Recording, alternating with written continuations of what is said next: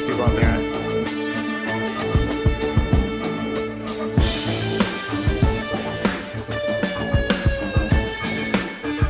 Even though it says 10 p.m. folks, we're going live at 9 p.m. Eastern.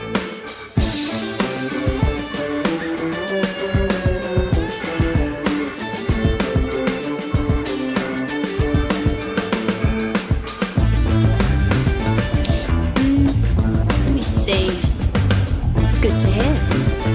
Let's hope your execution matches your enthusiasm. I've got a job for you if you're looking to keep busy. Here are the details.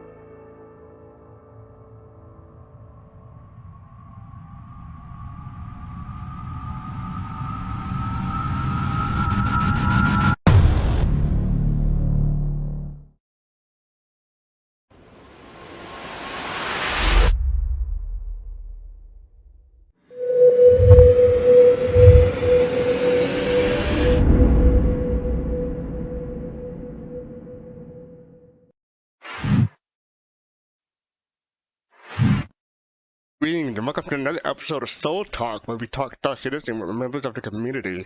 Today is May 26th, 2022, at least in North and South America still.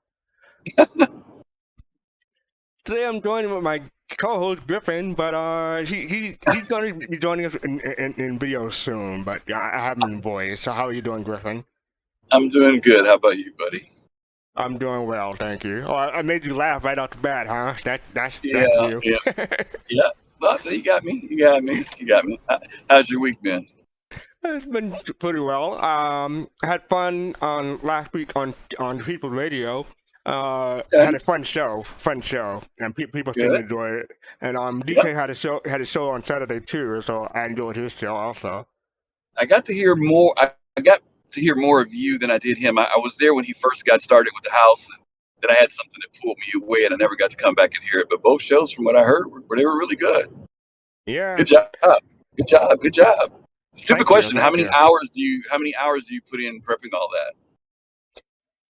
To do my little mix, it takes anywhere between 4 to 7 hours, depending on how complex they want to be. But the rest of the show takes about 4 to 5 hours. Yeah. Yeah. Okay. Okay. And DK is similar, I believe. I don't want to speak for him. Yeah. He can say so. We Yeah. talked about it last week though. Well, tell them you got to start giving you some AUEC for all that hard work you guys are doing. You know, tell us what's left. Yeah. Fill your AUEC coffers up for that hard work you guys are doing. No, the only thing I get paid in is from the adored adoration from my fans. Yes, that's invaluable, precious treasure. Awesome. And also the big news is I got a new AC because my old one just kicked the bucket after only 5 years, so I'm nice and cool. Yeah, I know you were I looking was forward. kind of warm last week. Yeah, I know you were looking forward to getting it installed. It was last weekend, right? You were getting it installed. Yeah, this Saturday I got it installed. That's why I wasn't able to join Soul Talk. Yeah. Okay, cool. Well, cool. Literally cool. Yeah, right. And how about you? How was your week, Ben? Very busy. Very busy. Doing a lot more work than I thought I was going to have to do this week. Still got some work to do when we get through with the show tonight. I've got some client work I got to get done, so it's going to be a late night. But tomorrow I don't have anything major on my agenda other than trying to enjoy Invictus. I haven't had a chance to go over to the showroom today. It probably won't happen until either late tonight or tomorrow. So Yeah, we'll talk. you know, We can talk more about that later. But I only went to the showroom on the first day. I haven't been in the showroom recently, but I'll probably go on tomorrow and Saturday probably. yeah. Okay. Cool. And also, I'm still watching Moonlight. I'm probably going to finish that next week.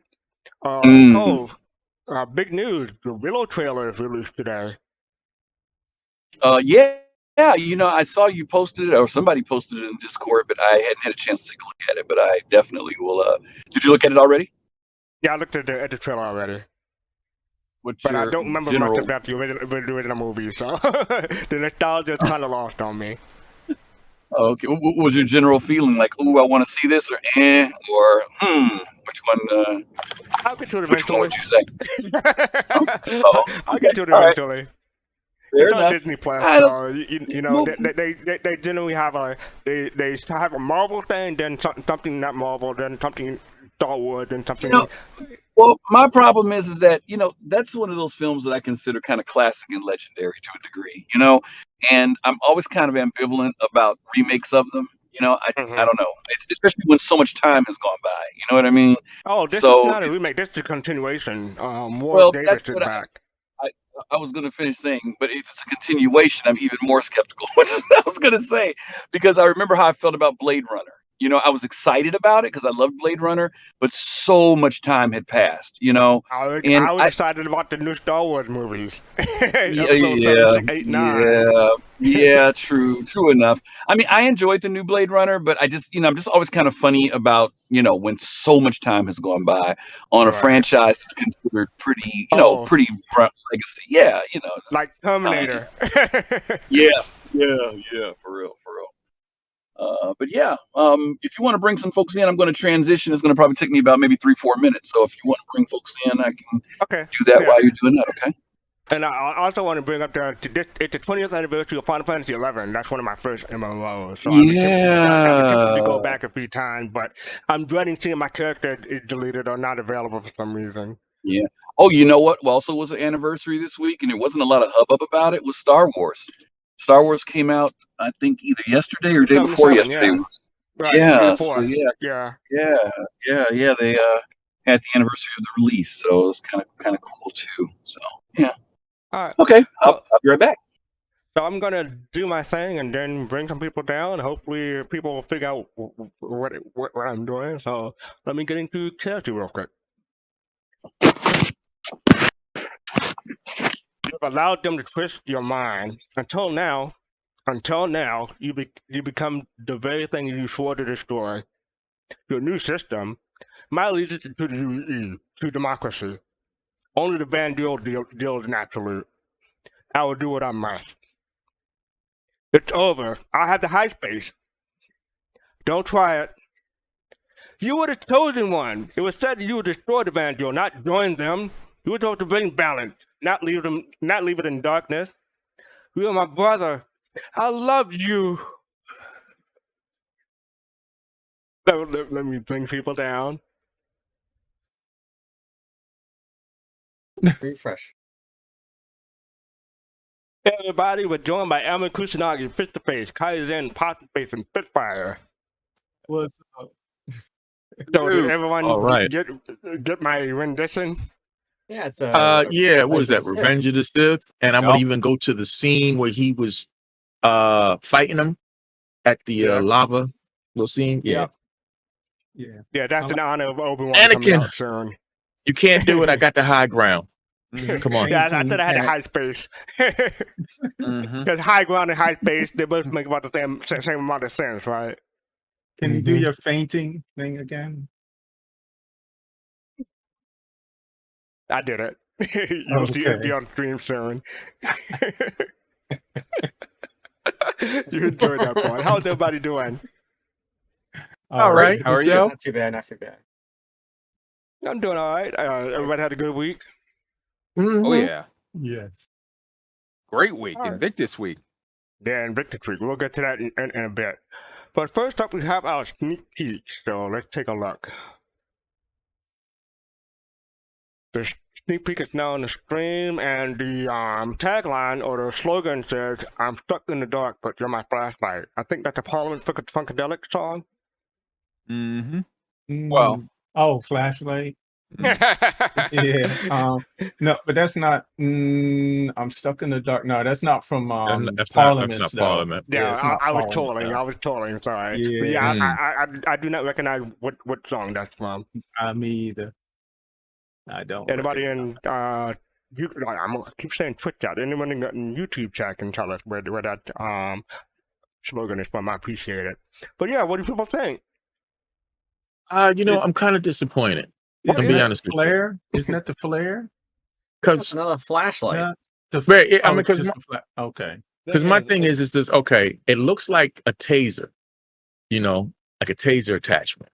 With the 4 prongs. Right, with the 4 prongs. And that's what I was like, ooh, okay, taser. I can run around and, some silly person, wants to act up, pop them, boom, get on the ground, do my little thing or something.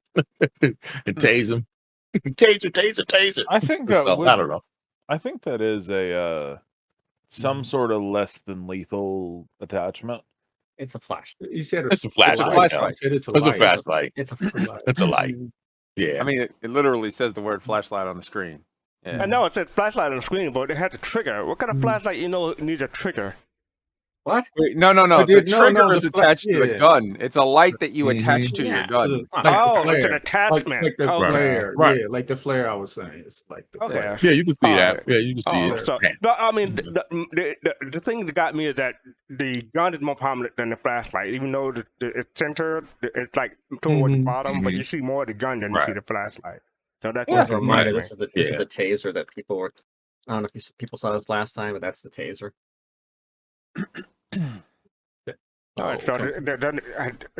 does anyone have one? That is it sold?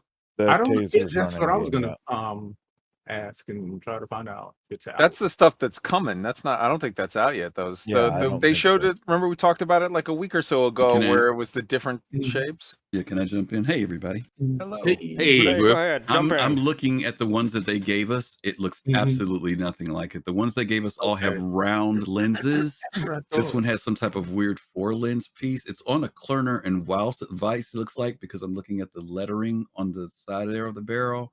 Oh, But okay. I don't know what the heck that is. That but all the ones that they sold us, the yellow, red, and green one or whatever, they're all round in shape, and they're a single light lens versus 4 lenses. So I don't know. We may have to take another stab at that one. Yeah, stick with flashlight. Because I could probably find LEDs that look like that. I wonder if You're it's so for like big at it. maybe. Now I'm not going to say infrared, but maybe some because the other 3 have a particular. Whoa, Pops! You just hit it. Read the side there. There's a hazard there for particle beam. Yeah, that's what I was. Yeah, that's what I was trying to figure. I can't really see it, but let me go bigger again. Special purpose for it. Whoa, I almost crashed. Can't read it enough. Please see Article 38B, and it's got a warning hazard on the side. Right. You know. Okay. Thank you. How about that? It says, please see Article 38 Bravo. Yep. With a hazard, with a warning hazard next to it.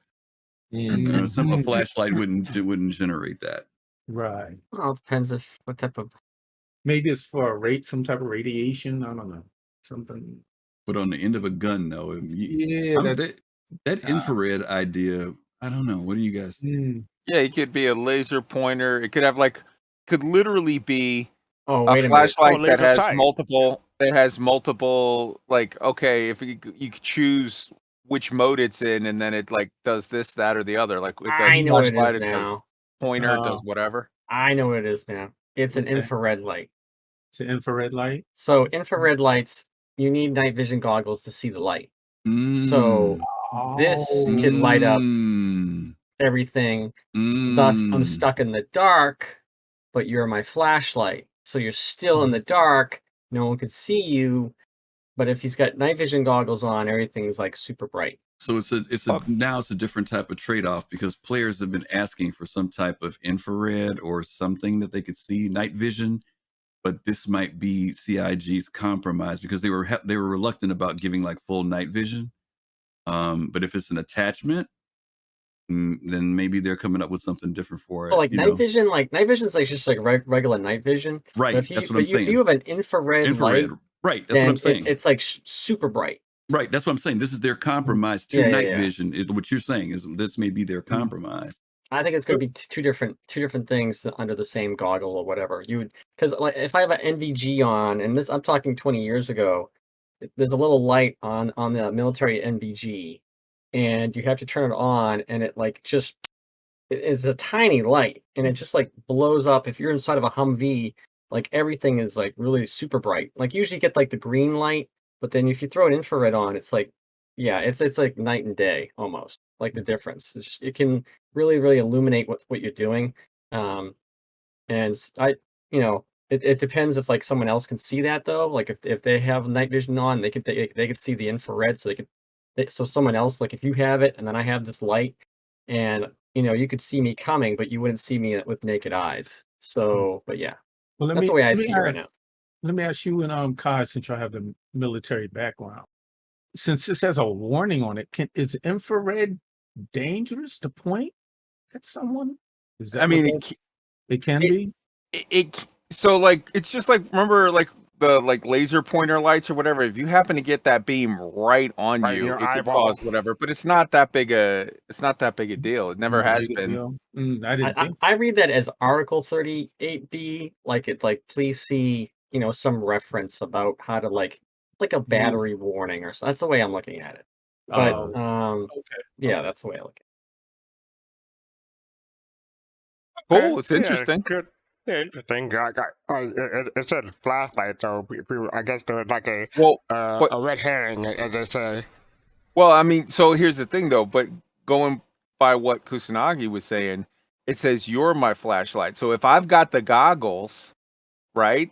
Look at it this way. Look at it like you're in a 4-man team, and you all are wearing the goggles, and certain people are pointing out things they've got their laser pointer.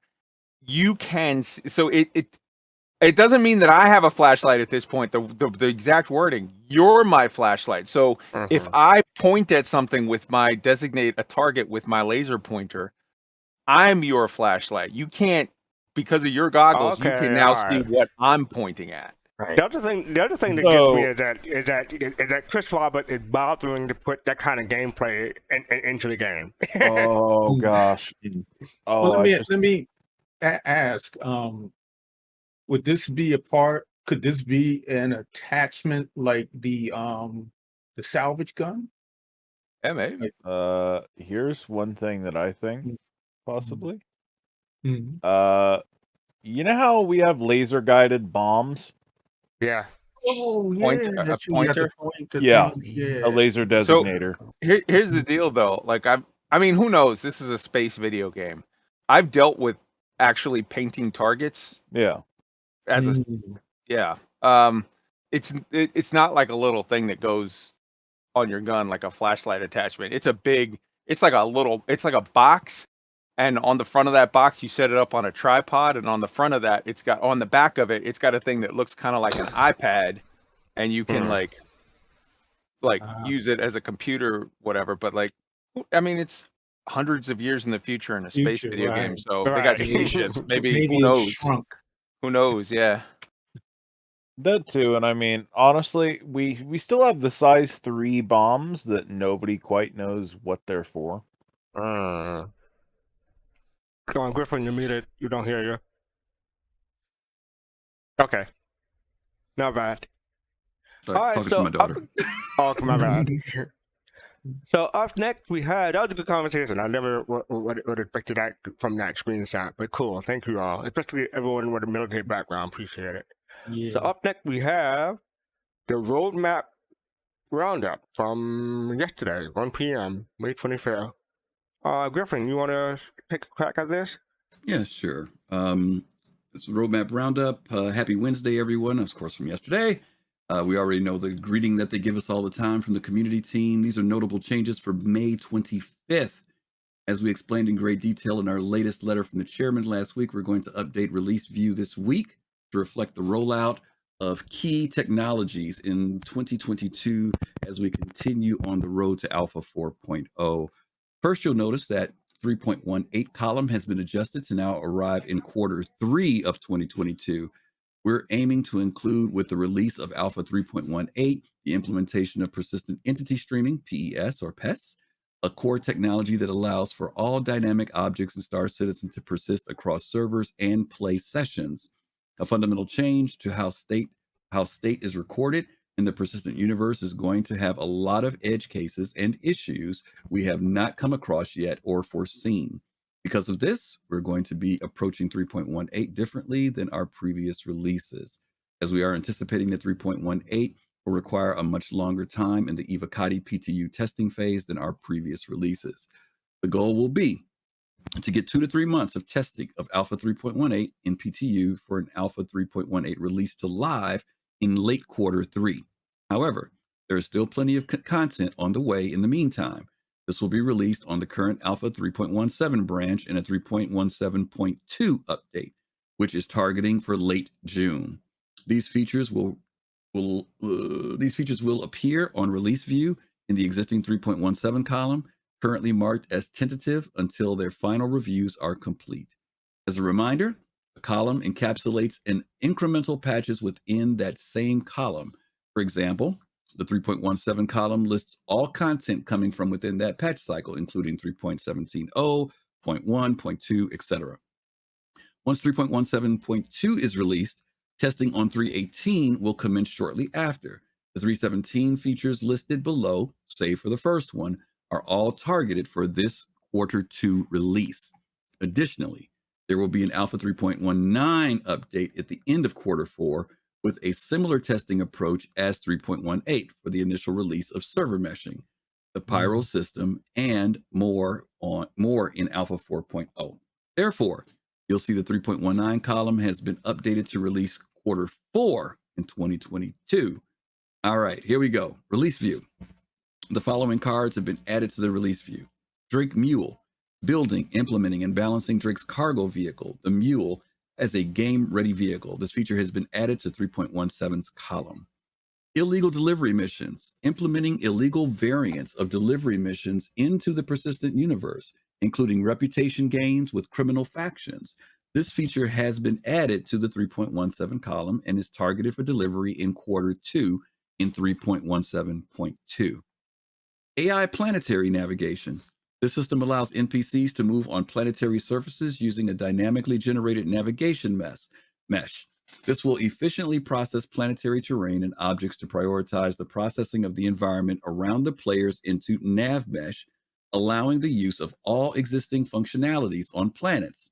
The first implementation of this feature will be the Reclaimer Derelict Point of Interest.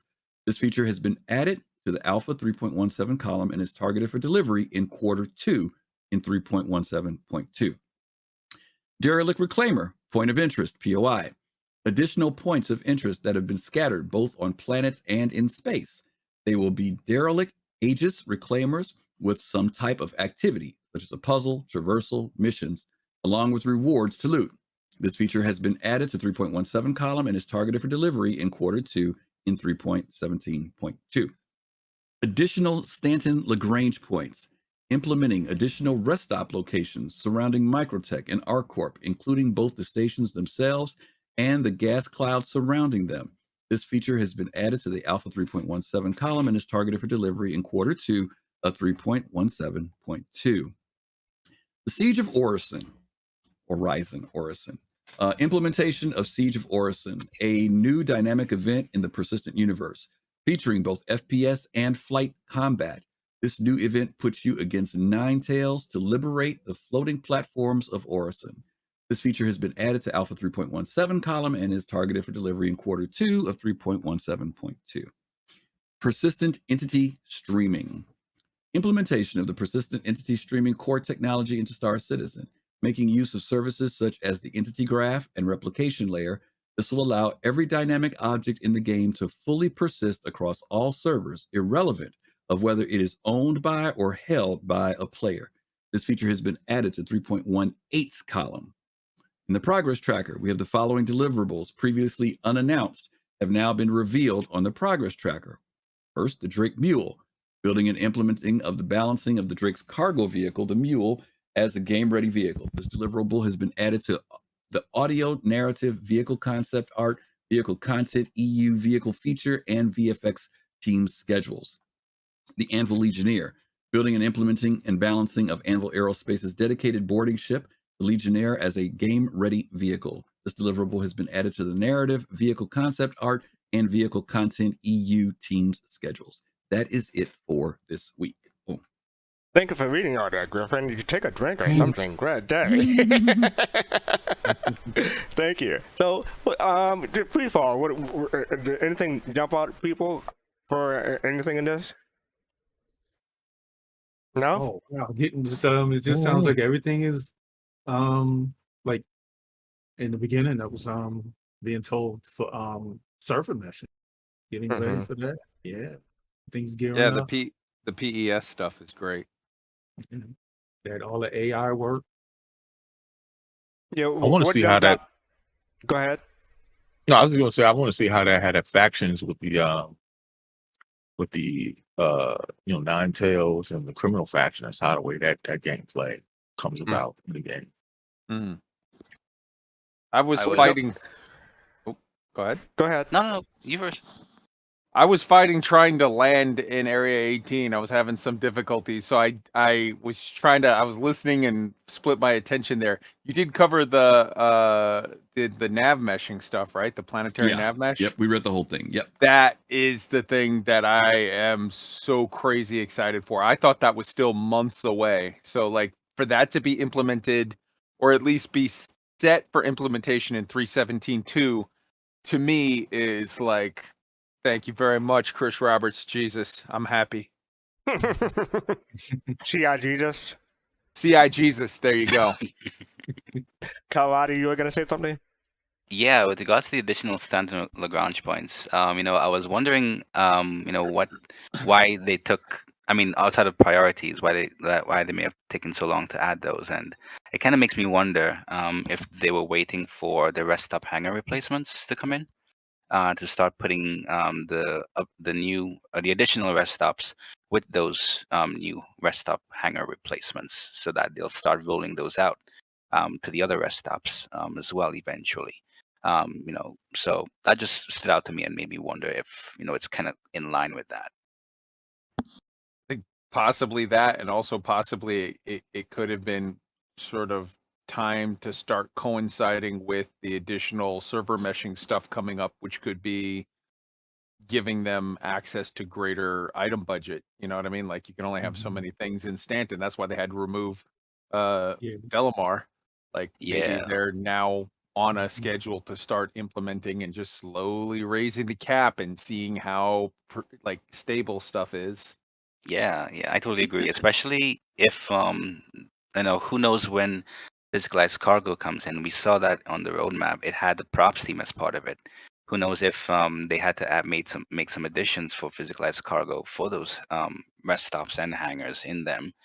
That maybe we'll see some changes visually speaking in some of those hangars as well. Because I was thinking, okay, they can add the traditional or current rest stops, but they'll have to probably update those things too, if physicalized cargo brings about any changes to the hangars as well and such.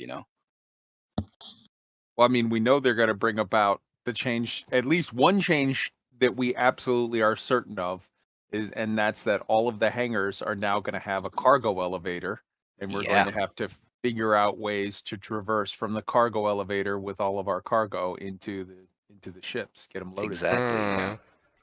A mule. Hey, look at that! It's a mule.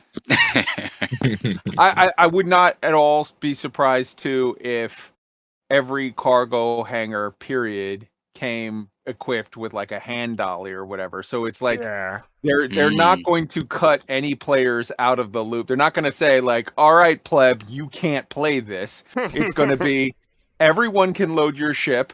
Here's your hand dolly. It's going to take you an hour and a half. Or for just $35, you can speed up that process. But CIG is never going to cut people out and say, if like, they you release can't it for play. like $5, then I'll just buy an LTI hand dolly.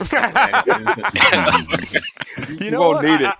I think concierge members should get like a free dolly or like an origin version of a dolly or something. I don't know.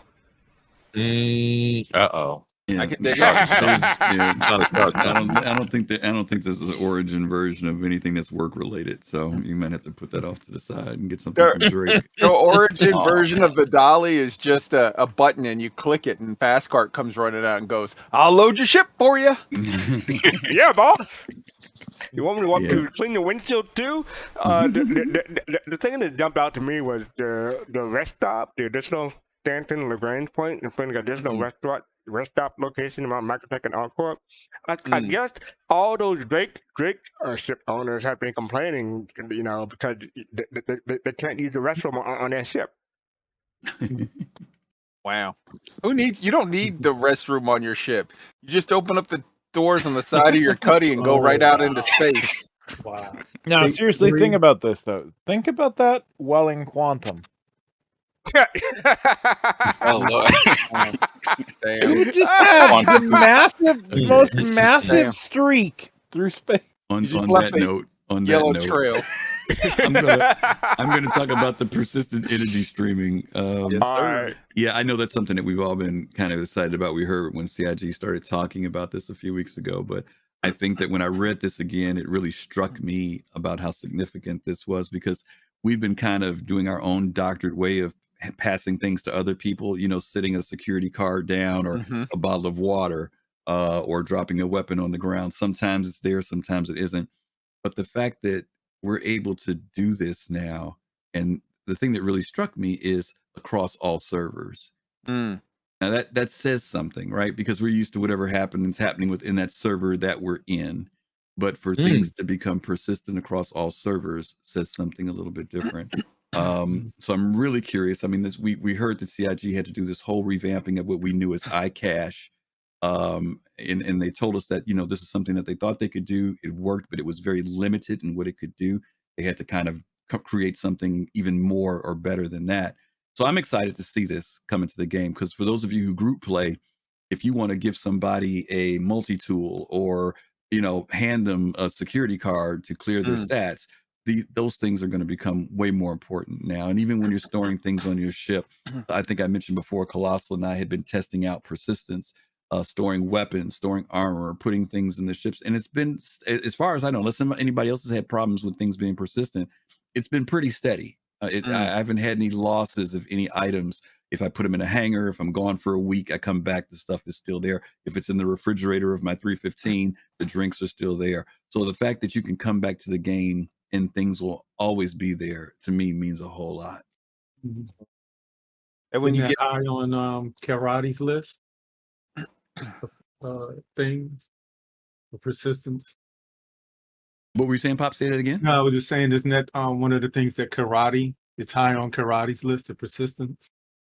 I think it's on everybody, but yeah, it's. I But think yeah, I remember you saying a while back ago, it was one of your top oh priorities. yeah, I'm a sucker for persistence, and it's why when I think a lot of us, or all of us who attended the Bar Citizen, and one of us had asked, it was either me or somebody had asked Jake, is when replication layer comes in, are we going to see global persistence? Because global persistence is the term that we are normally accustomed to, right?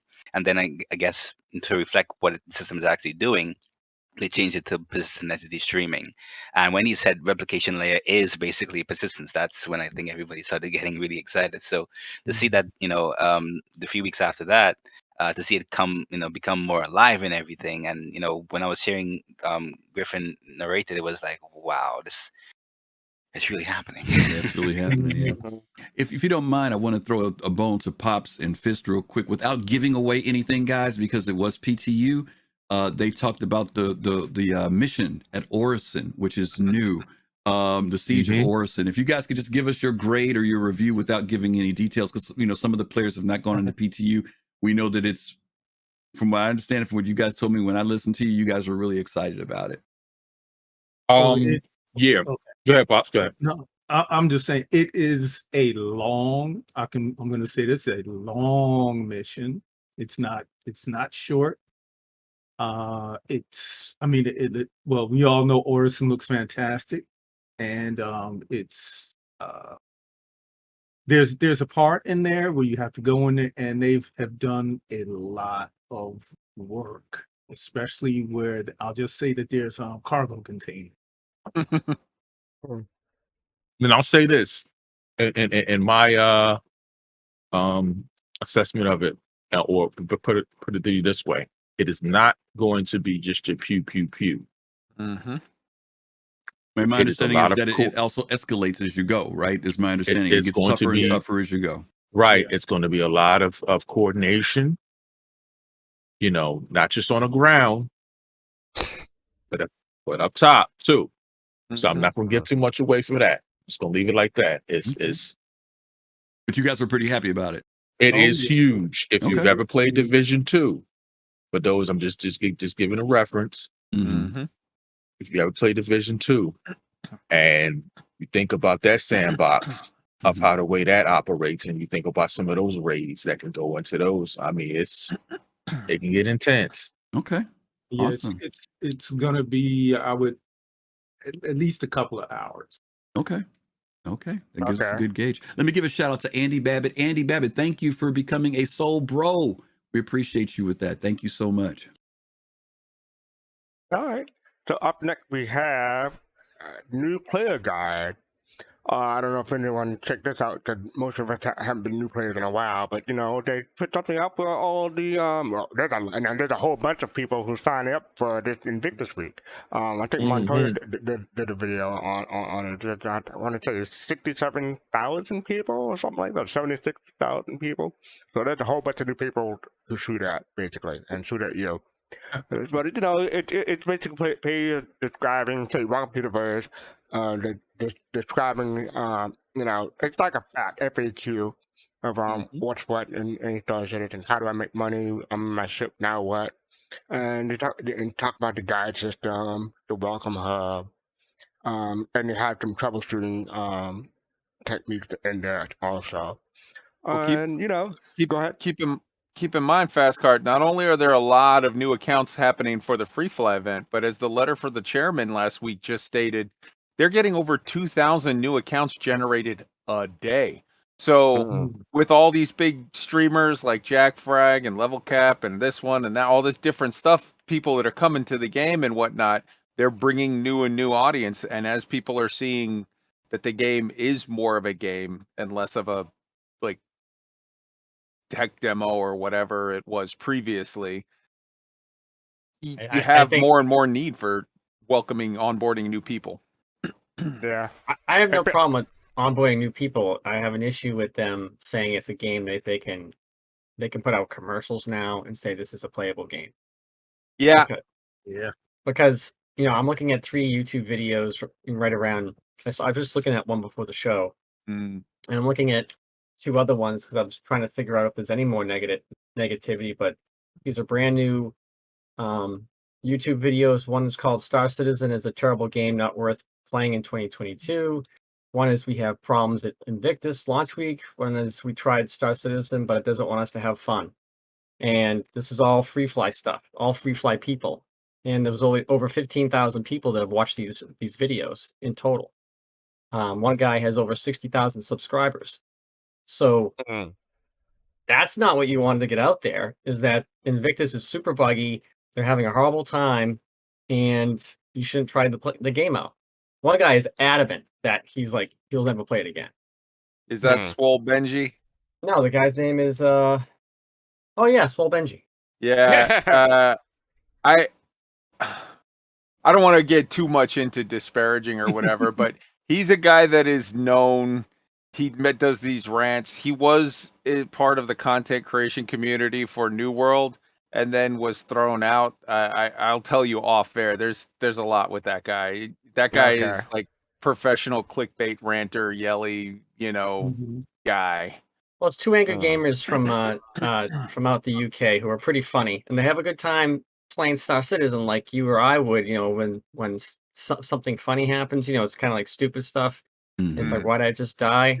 And it's just like it's funny. And watching all these compilations, it's a funny experience. But trying to do this as a new player can be. Oh no, and I wasn't trying to invalidate your point. Your point is absolutely well made, and I was just pointing out that particular guy's. No, that's cool. It's good to know.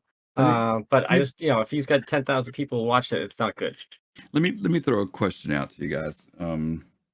And I was kind of going to do this a little bit with voices out to put a different spin on it. CIG now is putting out a new player guide. And this isn't the first time they've put out something to tell people how to play the game. They did a series of 6 videos about 3 years ago that told you how to get into your ship, how to turn it on, how to take off, stuff like that, how to jump into quantum. This time they've put out something officially with Invictus. Where's the balance for the game to scale so that you have more people who are coming in who are playing and testing, and at the same time not create what Admiral Kusanagi is saying, where you have people who they're not backers, right? They're not signing up. Like a lot of us came into this knowing that we were coming into an alpha to back the development of a game. Now you've got another group of people who are coming in. That's not their goal. Their goal is to come in because somebody told them, hey, you should come try this game. Then they tell them, hey, come be a backer. They're saying, hey, you should come play this because it's free fly. CIG needs those bodies for things to scale up, and especially because so many new things are coming into the game. And at the same time, Invictus has been hit negatively. People have not been able to play. Last year it was like on opening day, launch day. The year before that, by day 2, 3, things were kind of evening out. We're Thursday now, and people are some people are going in the game and having no problem. Some people are going to the game and cannot do anything. They're getting kicked out. Their ships are blowing up. All types of stuff is going on, right? So what's the balance? Because if we don't scale it up and bring people on as things come in, they don't get to find out the data that they need. But at the same time, as Admiral said, if people come in, especially those who aren't coming in from a backing attitude, are we in danger of maybe losing some people, in that process too? Let me jump in real quick. I just want to say, I think maybe they should have waited until maybe you could fit more than 50 people per server. That's my opinion, but CIG is going to do what CIG does. Go ahead, Pops. I think. Yeah. Well, this is from me and my son's personal experience. We came in on a free fly once. We really couldn't get things together. And we left that the very first one we did. Then we came in, I think it was a year later on the next one. That one was a little bit better for us, and that one kind of really led us coming into. So that point can happen. You can come in on one, see things, and the next one you can come in and see the progression and say, oh, okay, from the last one, here's some changes, this is this. And it can serve that purpose for those that want to come in on a free. Can there are some I think you and your son are a little more open-minded and thoughtful than a lot of gamers. There's a lot of gamers who will pop in once to something and go, oh, this sucks, and then write it off for forever and never give it another shot too. Let me explain though too, because and I'll say this: at first we weren't open-minded, and I'll be honest, and me and my pops will be honest. We were those people that thought of Star Citizen as, and I'm going to say it, scam citizen. And our opinion was, a lot of it was jaded because of the way I've seen how MMOs were, being put out there, the business side of it, the cash grab, because I played a lot of Asian MMOs, from Revelation Online to Blade and Soul, so on and so forth. And those games are, a lot heavily pay to win. So, right, and Terra, if you say somebody said that in there, but to be really quick about it, like I said again, our opinion, was based upon what I've seen in those games, and then coming into this and then seeing videos like, well, Star Citizen has this package where it's 20 grand and you can buy all of these ships. So in my mind, coming from those games and seeing whales come into those games and basically throw cash at the game, become the best CR within the first week of the game, and just ruin everybody's experiences.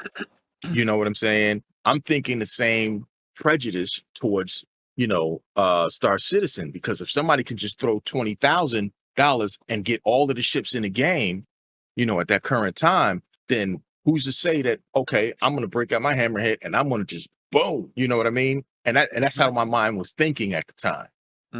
But until I saw a video explaining the game, and I believe it was from either Digital Trends or Digital Foundry. I forget that.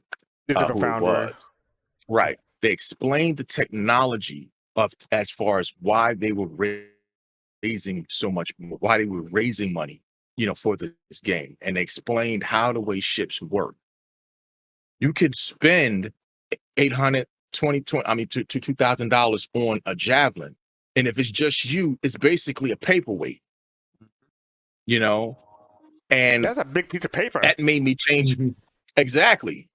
So if you sit back and say to yourself, well, wait a minute, okay, this changes the whole game. That's what made me think, wait a minute, okay, this game, my train of thought of thinking about this game has changed.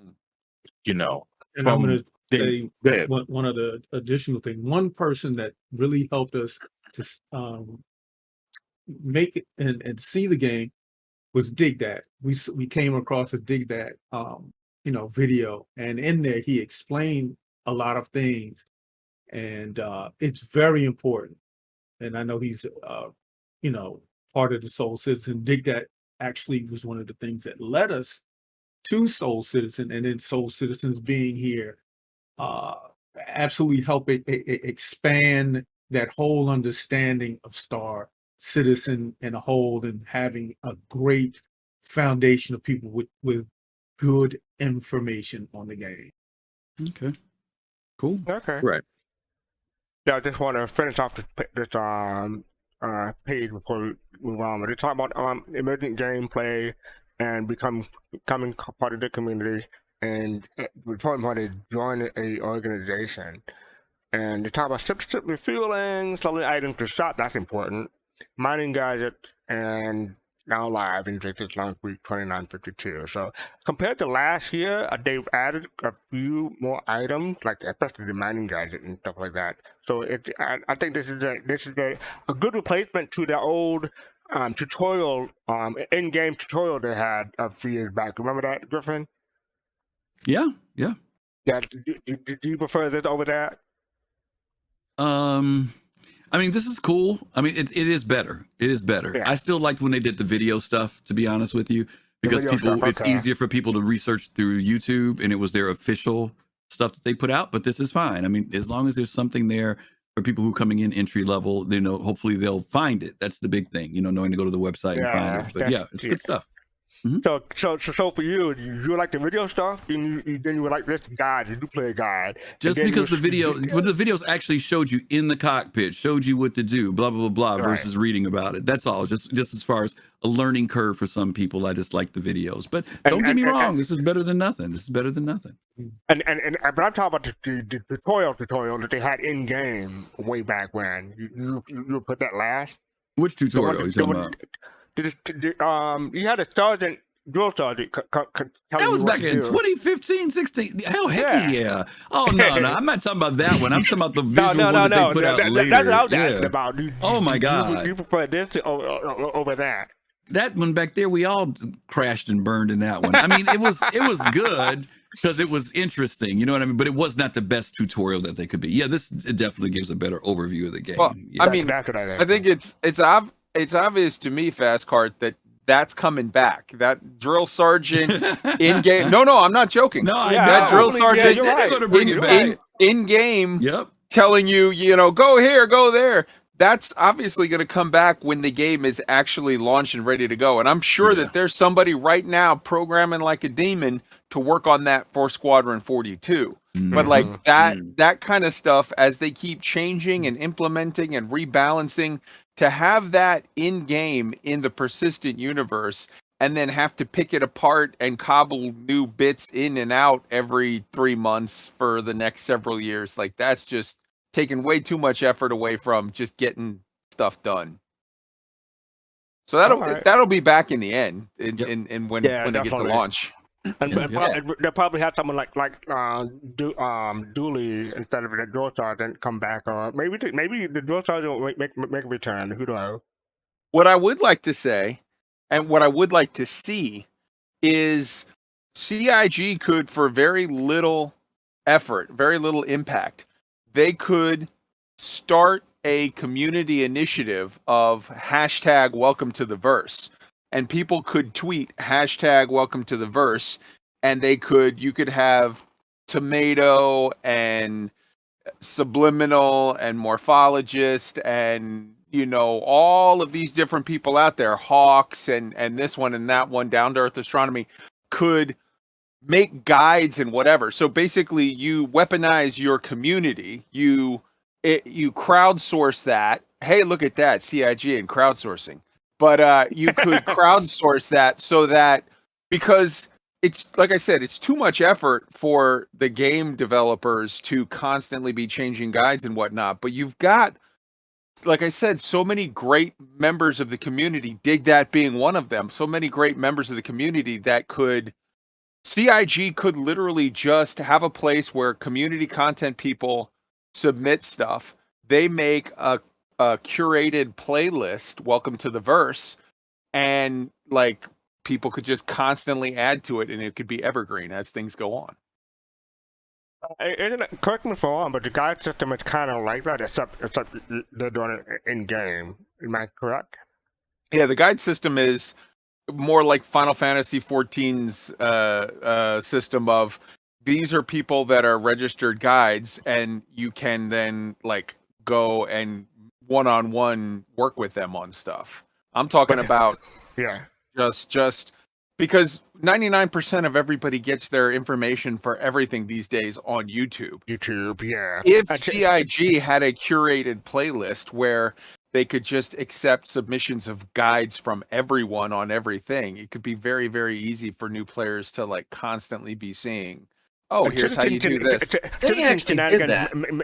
Make a great point that all the people out there already do that. It's just that it may be easier if people denote it per pack. Like this is the guide for 3.16. This is the guide for 3.15. So people won't go back and say, "Oh, this is the up-to-date guide," and find out it's not up to date. So. The first thing everybody does, the first thing every new MMO player does when they join a thing is they go into YouTube, the search bar, and they type, how to have the best start in Final Fantasy, New World, Star Citizen, Mario Madness, whatever. And what they're going to see is a guide's going to pop up that has the most views. It's got 18 billion views. And that guide's going to be years old. Mm-hmm. And it's going to tell you stuff like, here's how you mine. Well, number one, you get yourself, it's just going to give you old info. It's not going to have all the new stuff. So that's why a curated playlist of Welcome to the Verse could be a thing that Star Citizen just very easily provides to people. If I remember correctly, they had people's videos in this knowledge base. I'm trying to find it now. Yeah, when you find it, you could put it in the YouTube chat. Yeah, sure. Thanks. All right, up next we have the topic that everyone is waiting for. Okay, this is the topic everyone. Hold on. So we're having Invictus merchandise. Let's move on from that. Let's move on from that. I was afraid you were going to say. I want to put the link because you wanted me to. So there. All right, but so we have the RSI Scorpius. So Scorpius Combat Perfector. That's a huge claim, and some people, I think people are agreeing with that claim mostly. Who here has the Scorpius? I do. Really? Was that Pops? Yeah. Wow. Well, actually, it makes sense because they're kind of like he's in a pod. Yeah. I've got one. You got one? Nice. Oh, you do? So what do you think, Pops? Well, I want to say one thing. Okay, that and really, Karate, was part of because he was showing it to us before I got it. The artist renditions and everything that you see, from that doesn't do any ship any justice in the game. The ships, as far as looks, look gorgeous in the game. The details on them, the drawings don't do them any justice. See one in the game. The ship handles great. I mean, and I'm glad that they're not going to do anything and not going to touch it. And that they're leaving it as is. But see one in game, and in all of them, all of the ships look gorgeous in game. Like the whole sea looks way better in game than it does on any artist. Yeah. FC, do you have the video for this or no? Yeah, let's show the video. Okay.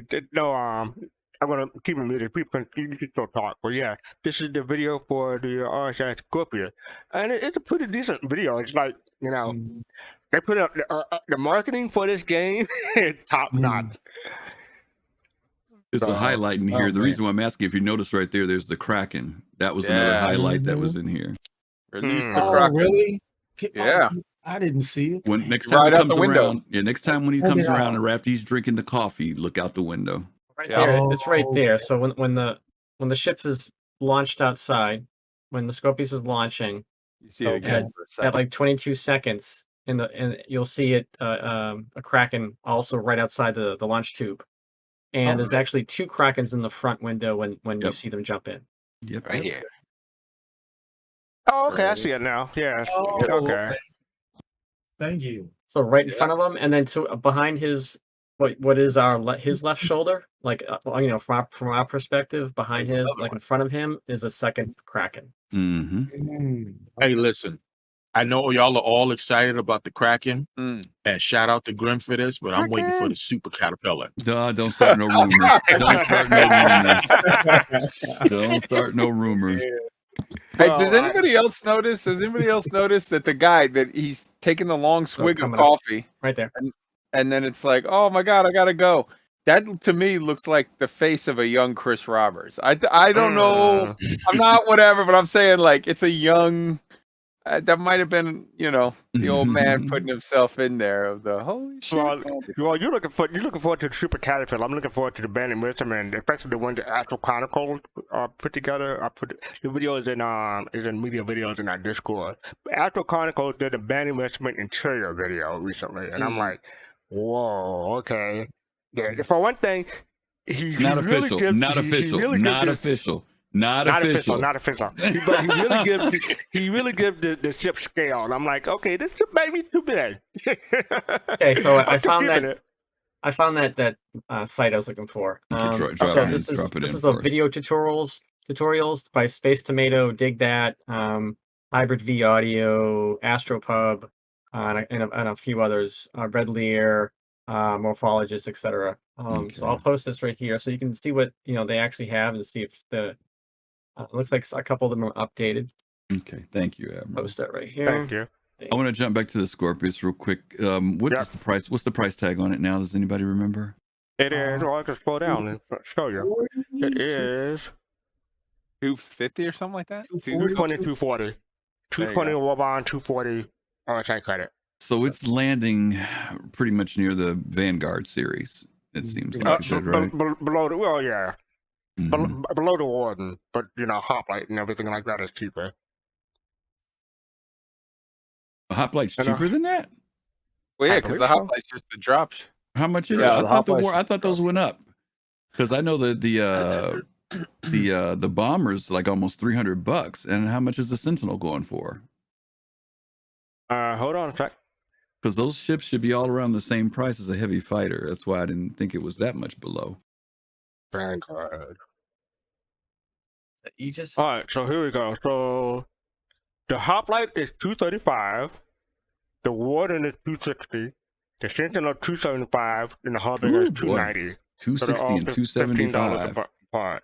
The Warden started out at 260, and it's increased. I mean, whatever the bomber is, it's gone up by 30 bucks. Harbinger, thank you. Yeah, thank you. It'll be interesting to see how all that plays out with the buck system too down the road. Yeah, True, very true. So, Pops and Griffin, are you both satisfied with the Scorpius? Did everything you ever dreamed of and more? And I don't dream about ships like that. It was, it's good. I haven't had a chance to take it out dual. Pops and Fist have, but everybody who seems to have gone out with it in dual play have seemed to be like they're really, really enjoying it and coordinating with it. So I'm looking forward to doing it. But I really bought it more out of just, I like the design of the ship.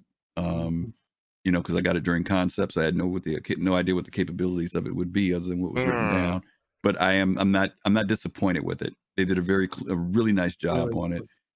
It still has enough of the RSI feel to it, but it feels more modern than the earlier designs of the other RSI ships.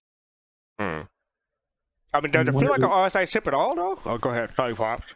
No. Go ahead. No, does it feel like an RSI ship? Yeah.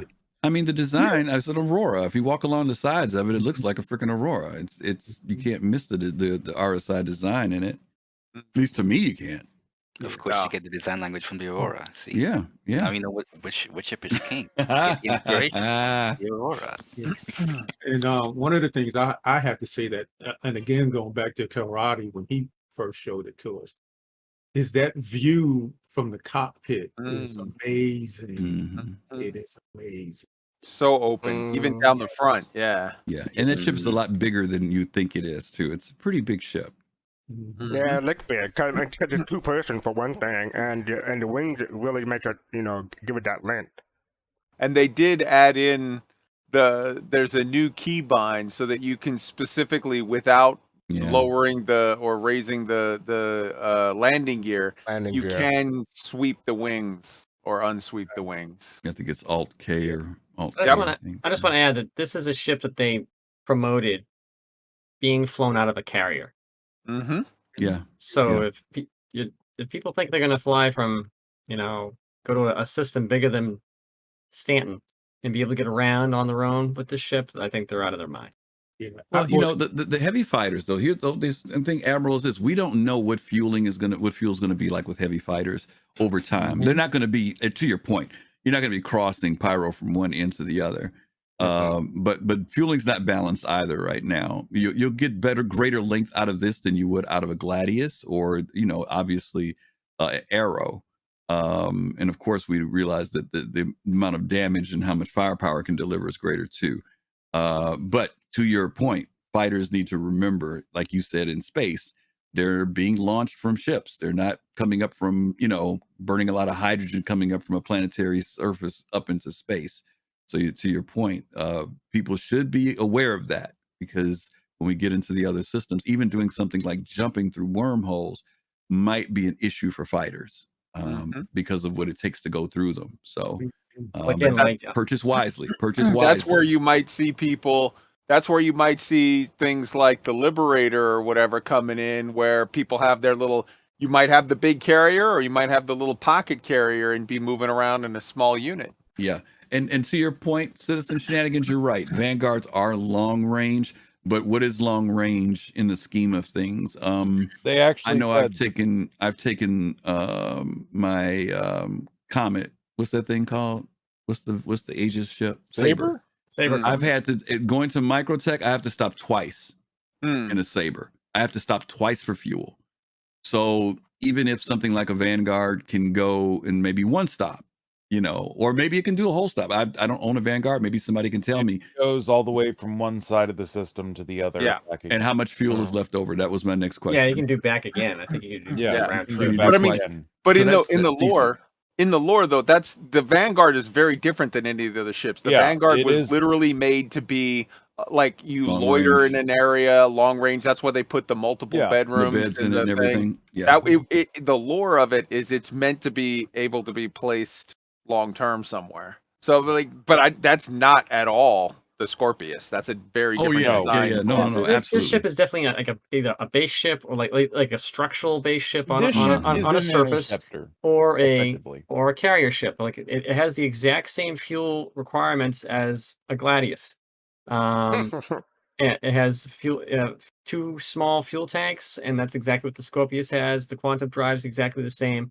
When you look at the Harbinger that I'm looking at now, it's got 2 mediums, and then a quantum drive is 1 medium. So the Vanguard is has that distance capability that the both the Gladius and the Scorpius just doesn't have. Right. And to reiterate, I think I mentioned this before. Like I went from Daymar to Microtech, and I had to stop at least 5 times.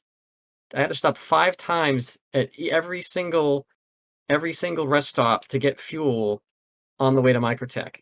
That's how much fuel it just kept burning through quantum. Like that was it. In a what?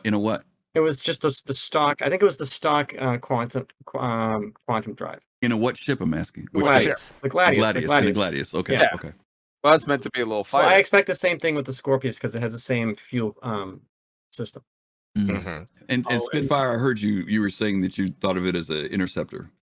Yeah, basically the way I'm thinking of it is if somebody's on a planet and you see somebody hit basically space around the planet, okay? Mm-hmm. You send that thing up to go fight it, or also you do like you saw in the video and basically launch it out of scramble. You scramble. Yeah, scramble, and basically it acts like an air superiority. Hi, I'm gonna rip your face off, and I'm gonna go back and have dinner.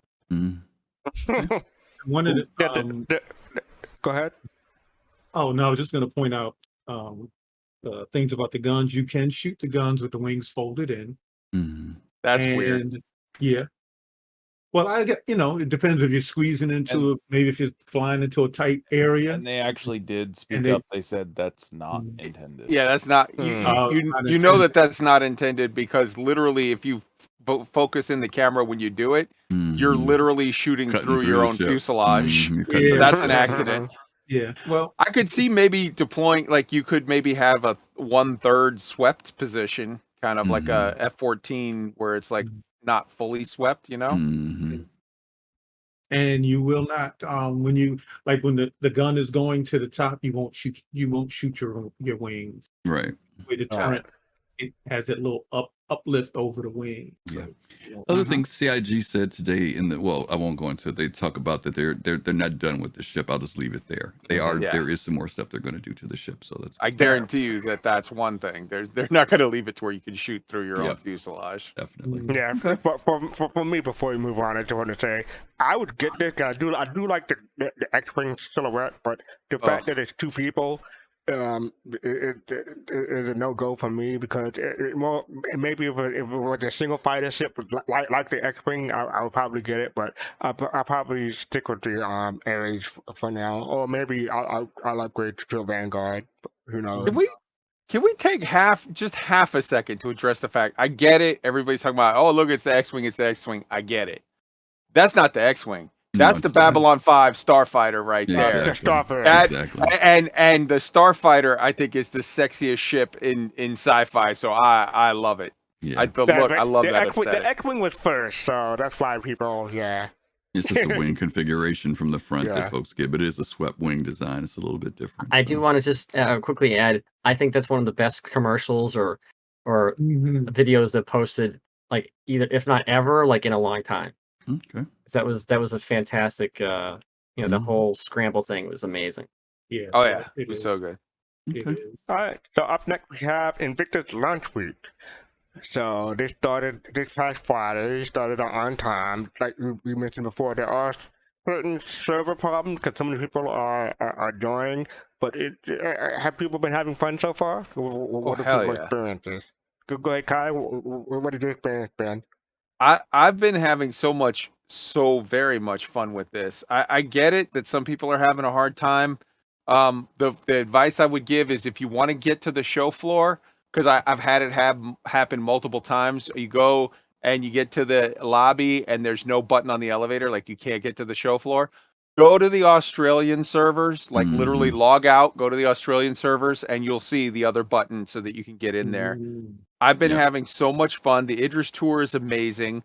The Ninetail stuff, I'm not going to give any spoilers, but it's amazing. And I will say one thing without spoiling it. For an on-foot event, there's an aspect of it that gets super, super dynamic at the end. That's like gives you exciting feels, some very Normandy feels. I think this Invictus week for me has been a huge home run. I'm loving it. And yeah, I'm just having so much fun. And I have bought 2 new starter pack accounts that I've given out to friends, and one she's downloading it tonight, and she and I on Saturday morning we're gonna go through and I'm gonna show her, like, give her a guided tour of the whole thing. And yeah, it's gonna be a great time. I'm loving it so far. And I've had it be fairly stable overall, with the exception of there are landmine elevators everywhere. Every time you hit a button, expect that elevator ain't gonna be there.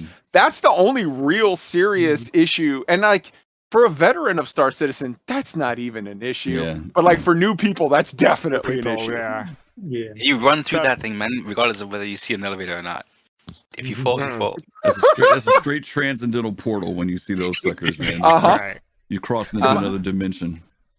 My question about the Javelin tour, is it the same as last time, or is it different this time? It's the same. They tweaked some stuff in it, my understanding is. Some graphical stuff is tweaked in it, right? Yeah. Like, little tweaks, but largely very, very similar. I mean, most of the main floor stuff is the same, and then on the downstairs stuff, it's some stuff got moved around or whatever. But I mean, it's gorgeous all the time, and they always bring the pretty. Has anybody gone and got a really good up close on the bangles?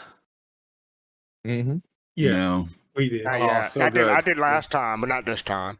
So good. Well, make sure you guys look up, and we won't go to it, but look up the video of Captain Richard where the bingo comes apart on him. It's hilarious. I saw that. You guys watch it. It's pretty funny. Oh, really? Yeah, Port Olazar said, "Oh, you think you're bad?" Port Olazar said, "Oh, you think you're bad? Look at how bad I am. I'm PO."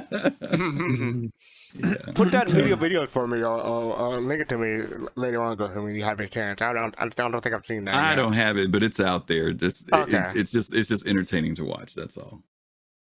All right. So has anyone bought anything? Kai already said he got a couple of things. I got a another, well, not another. I rebought the 10-year insurance on the Phoenix, and I bought some CCUs so that I think I'm going to put together another Endeavor and have this Endeavor with different modules compared to my original Endeavor. So that's what I'm working on. How about other folks? I haven't. I set aside my tax refund money, and I haven't spent anything yet. So there are two paints that I might get. That's about it. Ask bought next paint. week and see how many people raise their hand and say, "Oh, I got a mule." Yeah, I'm waiting until the end. I bought some paint. That's it. Nothing else. I'll get the mule. The mule might be. I mean, yeah, I'm not sure. I mean, if it's probably like $30. Can't be more than that, really. 30, $40. 34. That's my guess. I'm surprised we haven't heard more people raise their hand and say they got a Legionnaire for $100. That's a ridiculously good price. I think it's $100. The mule is obviously going to be cheaper. I could probably get 2 or 3 mules, or 2 mules for the price of 1 Legionnaire. No, I'm not talking about buying it as a token. It better be cheaper than 50. I'm not talking about buying it as a token. I'm saying buying it for the standpoint of it's a cool little drop ship for $100 that could also. It's not even a drop ship. It's I mean, it can be though. Yeah, in a sense, it can be a drop. Kind of. Well, I mean, not technically on the ground, but a delivery. Like it has the jump seat. It's got a ramp. It can land, and you can shuttle people out the back. Yeah, I mean, so literally what you're getting is, look at it this way. You're getting a drop ship. It's small, stealthy, well armored, and you can land it anywhere and drop 8 people. In addition to that, you have the ability to board ships. But I mean, just from the first thing, for a bunker mission or whatever, what could be better? Well, Kai, for me, the thing that turned me off from the Legionnaire is that it's a drop ship. That's not my gameplay, so that's why I stayed away from it. That's fair. Yeah, I'll probably wind up getting a Mater because it reminds me of Mater, but I'll probably wind up getting a little forklift, the mule, just for a token. Yeah, I'm probably going to get 2 or 3 mules depending on the price, but yeah. $35. Call. Yeah. We took a poll last week, so we'll see who got closer to the price without going over. Price is right rule. I think I'm still in the lead. Yeah. I was the lowest person. Be the lead when they haven't I was the lowest person on the total poll. I think I'm still in the lead. I said 11. I said 11,750. That's my take this year, which is below the last 2 Invictuses. I can beat you right now, Kuchinagi. $1. $1. No. I get the number from this time. This time last week, I got that number like printed. It's like I'm looking at it, staring at it right now.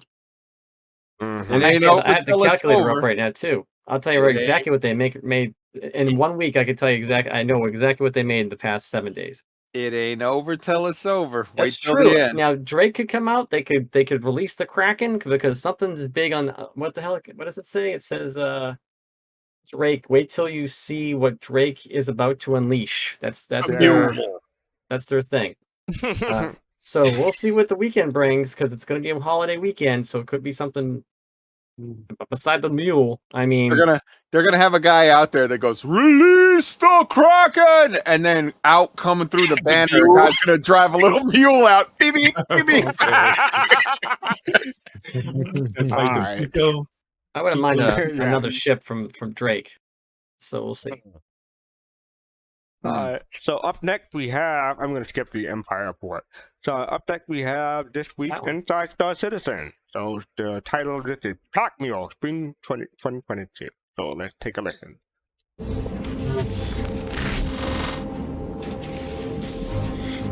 It's a Drake manufactured ground vehicle that's called the Mule. I mean, it's a little on the nose.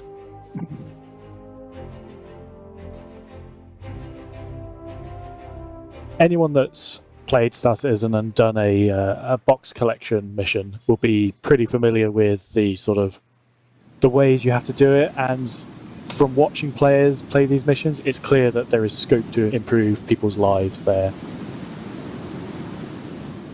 So let's say that you and your friends have just picked up a cargo collection or cargo delivery mission or something like that. That means that you need to go to a planetside location, manually collect a whole bunch of carryable cargo, and then cart it to some other location. The Mule comes in here, where you can land your ship however far away from the location as you need to, drive the Mule in. It looks like this chunky industrial thing, but it definitely accelerates and it nips around. I got nothing but nips. Load it up with 6 carryable boxes and then drive them all back in one go. Save you a few round trips. Well, what makes it Drake is it's kind of like almost low-tech styling. So, for example, chunky pipes in the interior. And yeah, like they're just quite low-tech. When we were building the Mule, we were conscious of trying to make it fit in as many ships as possible, and size-wise, if you can fit a rock on board your ship, you can fit a Mule.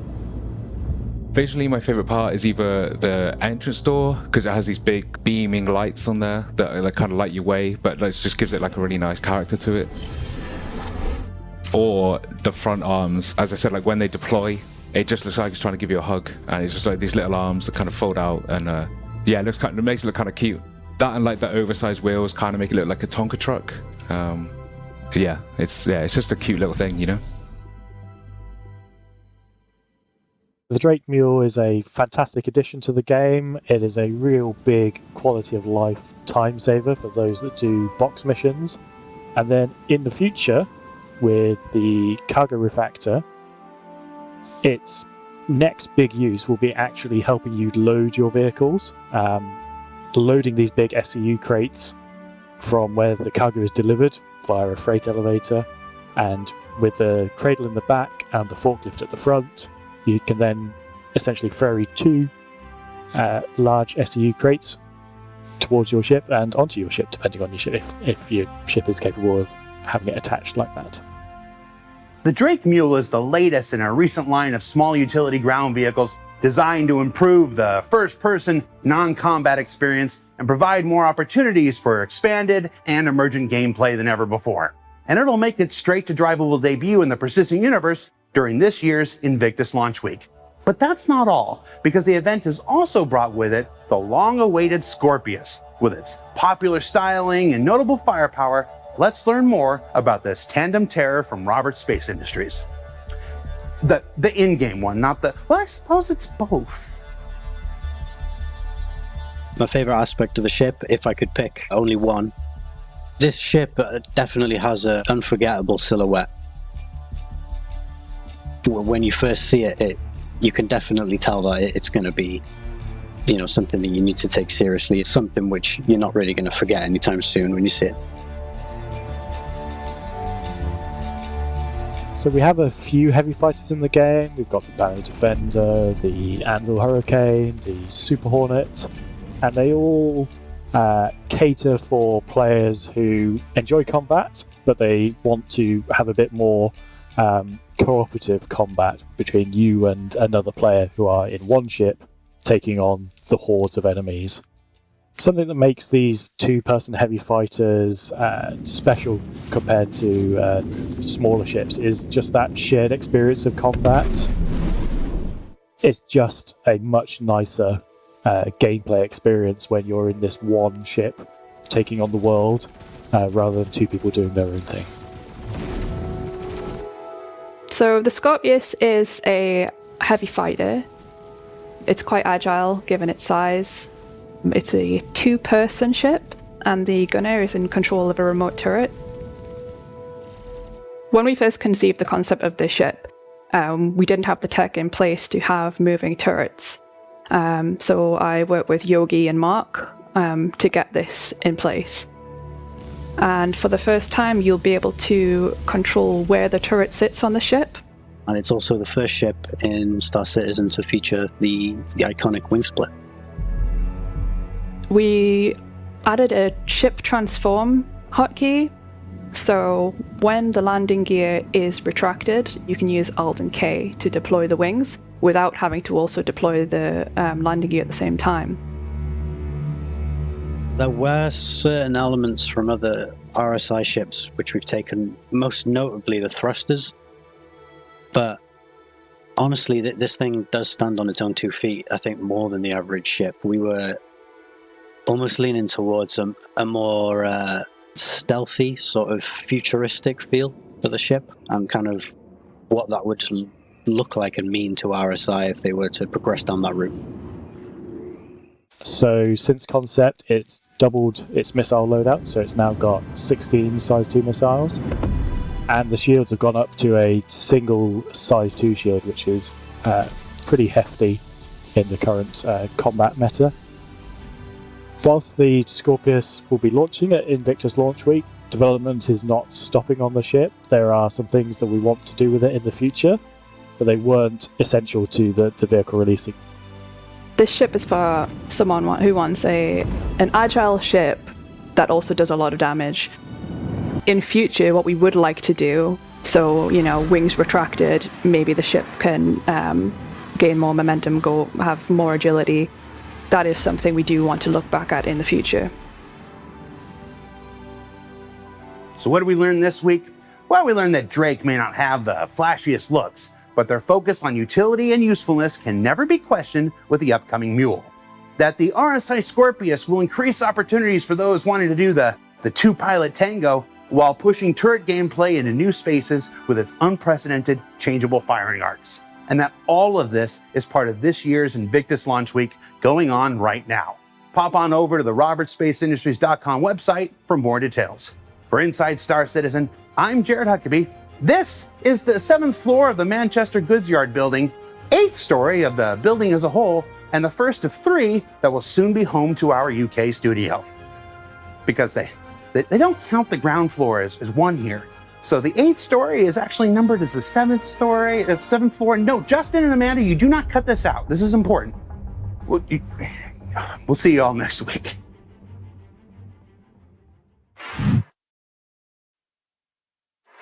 And we're back. What is this man that they don't count the ground floor as the first floor? The second floor is the first floor over there? What's going on over there? Anyway. Anyway, so let's go in order. Oh, the other thing is,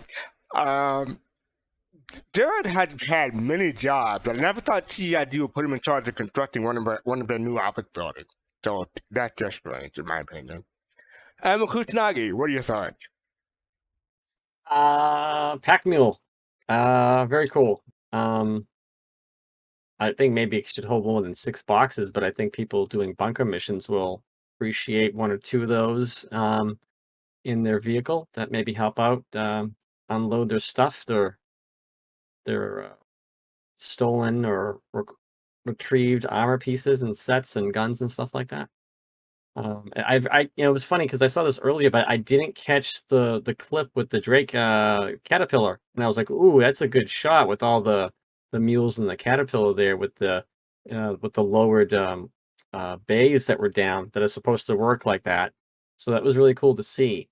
That is my background. I took a screen grab of that before the that is right there. thing. Yeah, so yeah, that's my background. Yeah, I didn't see that. That's very cool. So yeah, it was really cool. And the Scorpius is Scorpius. I debate getting it, but yeah, very cool. All right. Face to face, what are your thoughts about the episode? It's always good to see Jared in hot pink. It's always a pleasure. But no, I'm just going to say this. Definitely looking forward to the Mule. Little thing is going to be a workhorse for me. No, it's a mule, not a horse. You're right. You are. Dumbass, what are your thoughts? You know what? What? Hey, there you go. Hey, how's it going? I think they missed a great opportunity to give us a flatbed. A nice dolly. We got the Nomad. The top's a flatbed. Right. I think, you know, I would love, like, man, I was so excited about this. I was like, man, I hope they give us like a mini space pickup truck, right? That I could toss bodies onto, you know. Elon Musk, what's true? Yeah. Yeah. Okay. No, but the you know, you gotta think the 6 cargo boxes on the side, that's just enough to carry like the 4 pieces of armor, the undersuit, and then like maybe one other SU box of stuff that you've gotten from a bunker. So you know, that's, you know, it's just enough to carry those things. So, you know, you could it'll still suffice, I guess. I still think, you know, I still think the Ursa rover, it will be is a better vehicle for those type of things, right? Unless you're carrying straight up 1 SCU boxes, you know, if you're just going looting, the Ursa rover would be a better choice, in my opinion. But I enjoyed it. Now the Scorpius, I flew that. I rented it and I did it. I took out the VHRTs, and I mean, you know, tis barely an inconvenience, man. That thing is and the stock loadout, man, it was awesome, man. I chained like 12, 13 of them in a row and didn't even have any red spots on my hull. Like, it was. Are you talking about solo or with somebody you did that? Solo. This is solo. There you go. You know, I wanted to call that out. Yeah, this is solo, man. Those you know, those gimbal size twos. Now it requires you to, you know, fly a little bit tighter, be a little bit better of a pilot. You know, you can't, you know, with the Vanguard, you know, things can be easier because you can start plinking away before they get even, you know, get in range to be able to hit you. But with this thing, man, it's maneuverable enough to keep up with the faster ships. You know, can go head to head with a Hurricane that has way too much HP and too much damage in NPC. So yeah, it's a stout ship. I think it's good where it's at. I hope they don't, you know, try to tune it too much. I think it's going to have a good place in the verse as it I stands. think you're going to be disappointed. I hope not. I mean, you know, this is the first time I've ever seen them say, "Hey, look, we heard your feedback, so we're going to keep our hands off." It's not. It's what thing is. It's not by any stretch. What people are hearing, what people are saying is, it's not by any stretch overpowered. Even the high end PvPers are saying, "Yeah, it's good, but here's how you can easily beat it." You know, it's not it's not going to be anybody's meta by any stretch. It does, like she said, it's a ship that's supposed to be agile and do a lot of damage. It doesn't it fits that. It doesn't have a bed like a Vanguard. It's not long range. You know, it's well armed, but it's you know, as a solo player, it's about as armed as a saber. May I ask you a question, Go? What's that? Is as maneuverable as the Hurricane? Yeah. Well, no, I think the Or Hurricane. I think the compare? Hurricane may edge it out just slightly in maneuverability, just slightly. But I mean, I think the Hurricane is more maneuverable on certain rotational axes, where this one beats it out on others. And the Hurricane has the advantage of being way more durable. You don't have to worry about your wings getting shot off. I mean, you can get at a Hurricane, but not cross-section wise as easy as that. Profile's way smaller. Yeah. Yeah, it's got a, you know, so it has its drawbacks. And so I just hope they keep all the things in mind when they're talking about tuning this thing, because I feel like for the first time in a while, they released something that was properly tuned. Right out of the box. Now on a spreadsheet somewhere, it may look out of balance, but that spreadsheet's not going to cover all of the intangibles of the ship. They need to get out and fly it and listen to the people. And so far, they've shown that they have. All right. Kaizen, what are your thoughts? Oh, what, you going to say something? Nope. Go ahead. I'll just be real quick. They said this was a commercial for the Mule and the Scorpius. But honestly, I feel like it was a commercial for who needs a mule.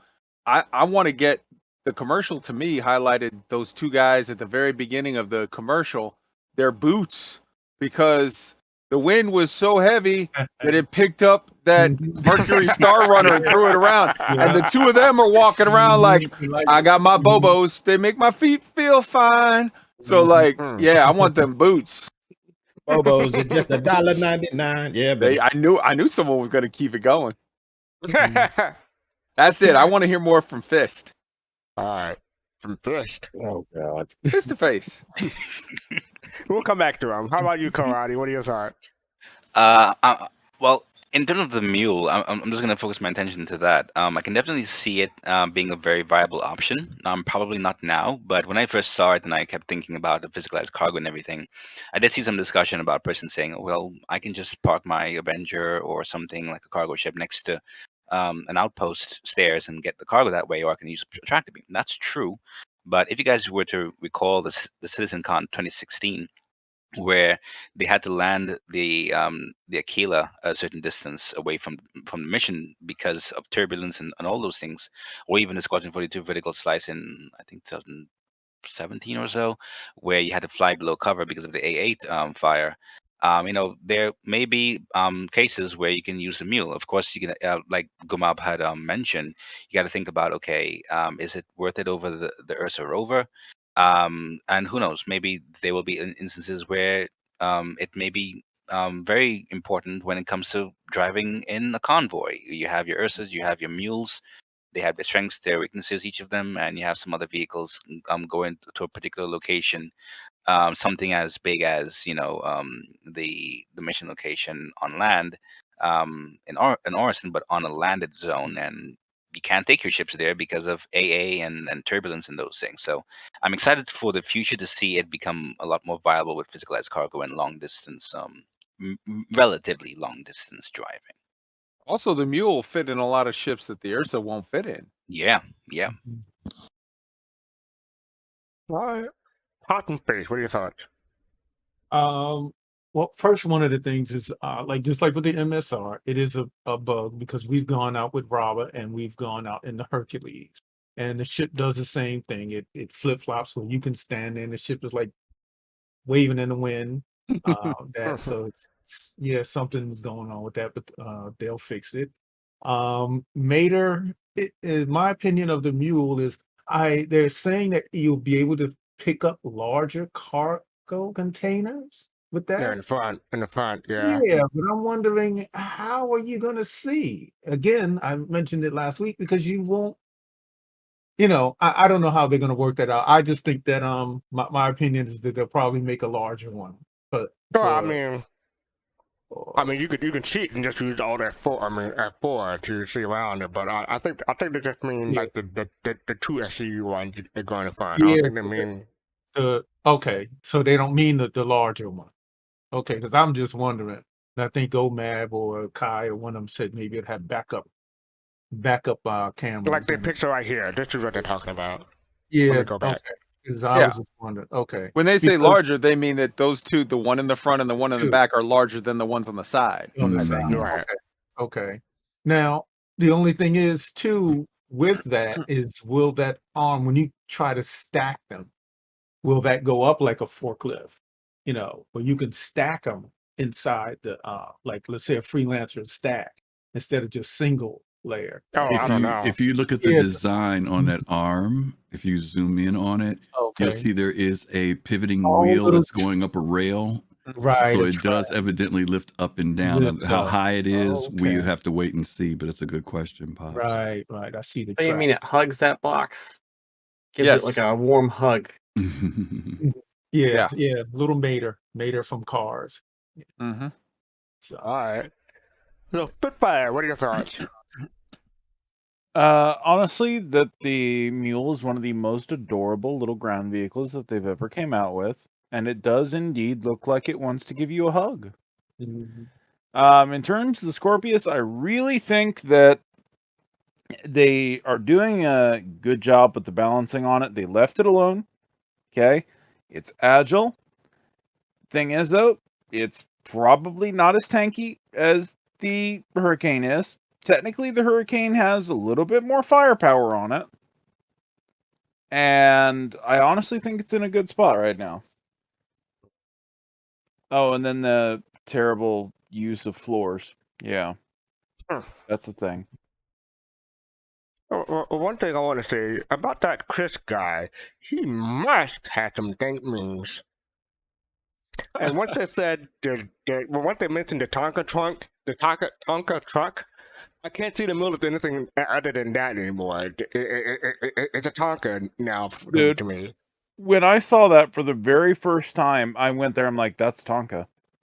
Immediately was like, "That's Tonka." It had a familiar feeling, but it was in the back of my mind. It didn't really strike me as, oh yeah. So yeah, when you said Tonka, it's like that's why it looked familiar. So yeah. Yeah.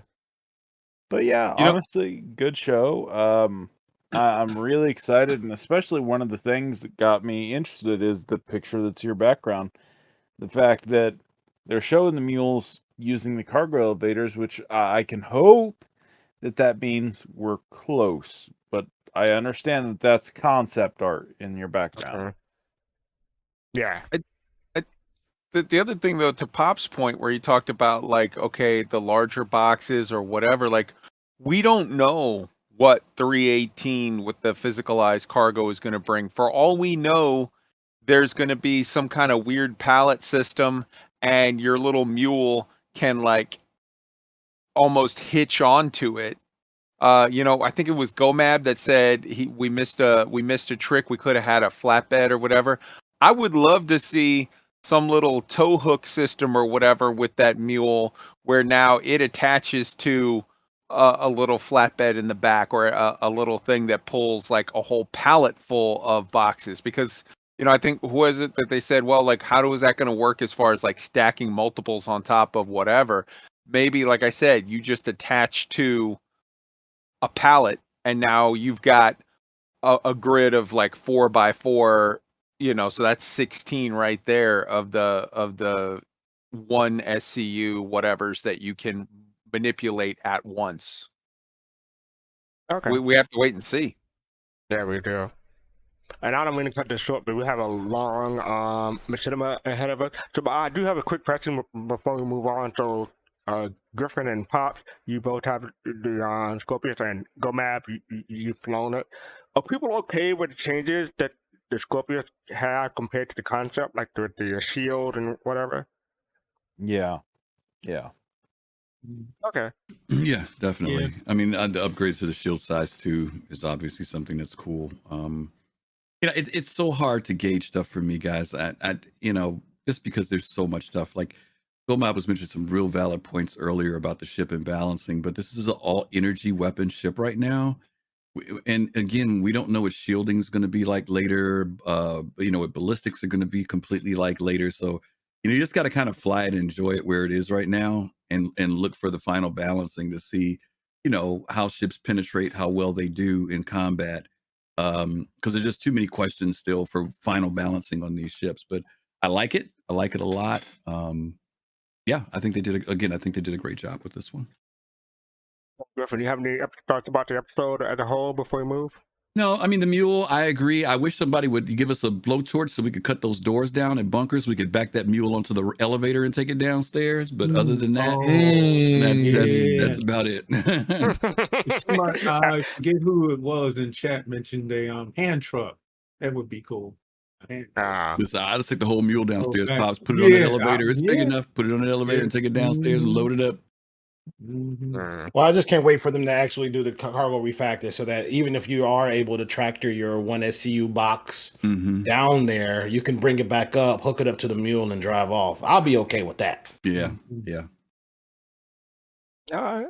So moving on, we have our machinima. Griffin, you want to tell people about this? Yeah, this is another interesting machinima that comes from one of my favorite genres. I'll just leave it at that. It's quirky, but I thought it was humorous and just something different just to see. So that's all I'm going to say about it. By the way, this is 18 minutes long, so if you need to grab a drink or a snack or something, go ahead. All right, so here we go.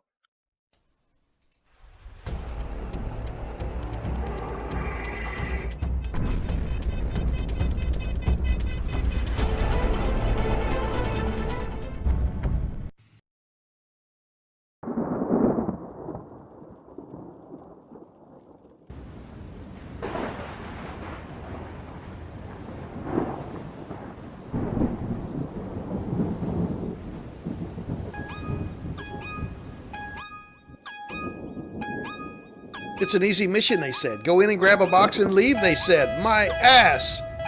Trixie, what kind of damage are we looking at here? Our damage is substantial. We are missing the port and starboard wings, starboard avionics, starboard elevon. We are experiencing hydraulic failure.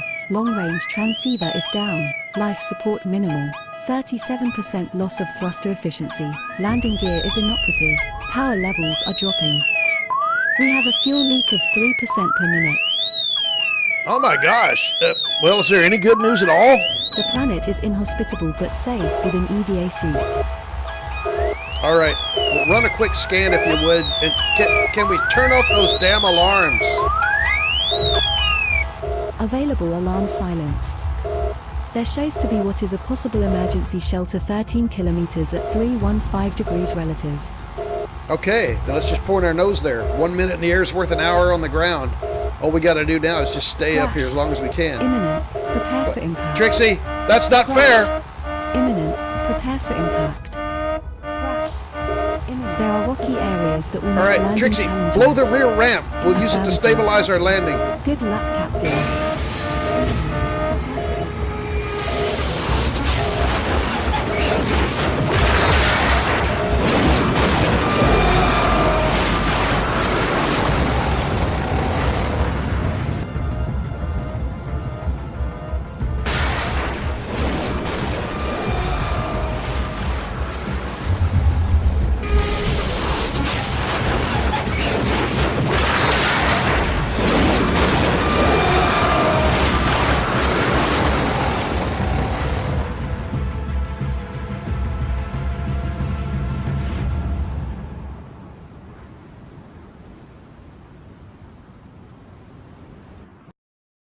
Oh, my head. Trixie, you still with me here? I am fully functional for now, though the same can't be said for the ship. With non-critical systems shut down, power will deplete in 32 hours. Whoop! Oh! Ow! That wind is brutal out here. This is a nasty place. Definitely the ship is not going anywhere. I guess the best action would probably be me to head to that shelter you saw. It's going to be rough with this wind and this terrain, but... Be safe, Captain, and good travels. I will be able to communicate with you until you cross the horizon or the power fails using the short-range transceiver. Good luck, Captain. Well, thank you, Trixie. I'm hoping to be back way before your power runs out.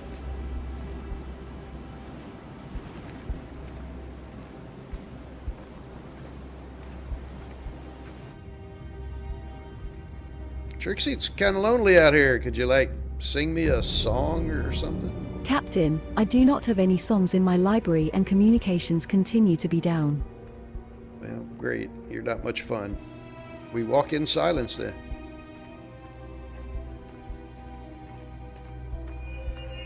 Captain, I detect an approaching storm from 189 relative. This storm looks severe. I recommend you find suitable shelter within the next 20 minutes. Or you may suffer damage from flying debris or electrical discharge. Ooh, let's pick it up a little bit. Don't want to be on the mountain. This thing is getting nasty quick. I'm going to have to find someplace to put my head. Or she may be right. What in the hell? What is a ship doing way out here?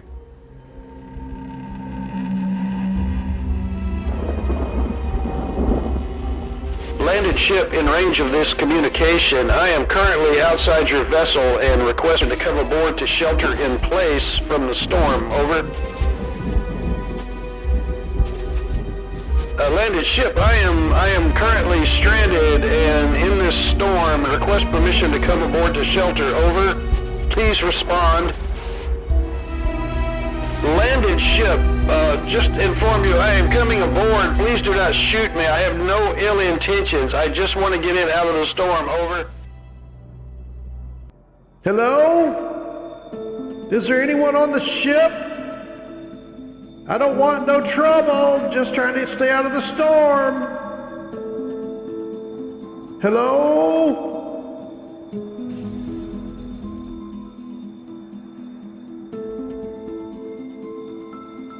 Trixie, I was able to find a ship and get on board, so I'm safe for now.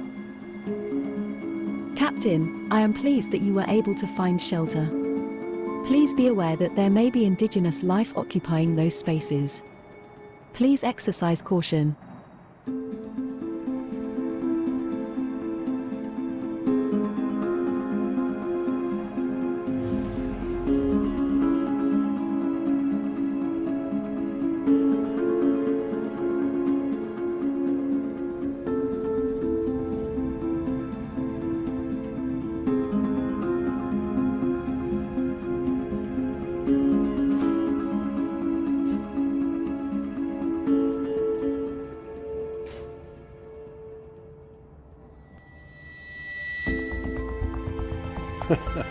Cute. Hey, little fella. So where's your owner at?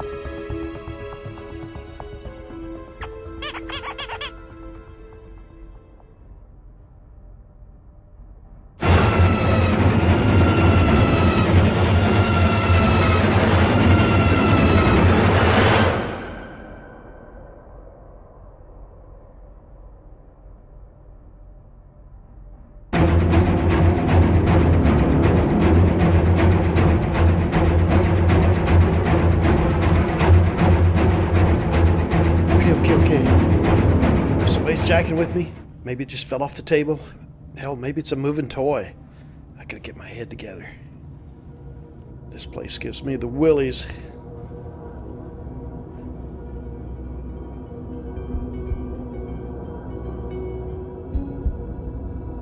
Trixie, it looks like engineering is in good shape, but I can't seem to get the lights on. I'm gonna keep looking around. Pretty damn spooky. Oh, crap. Things just got a whole lot worse. What the hell went on here?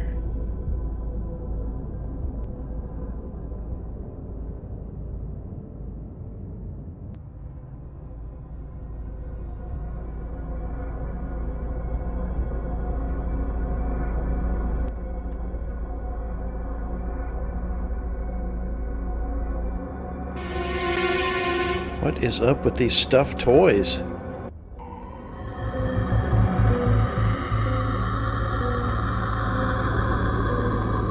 Wait, did I just see something? God, I gotta get a grip.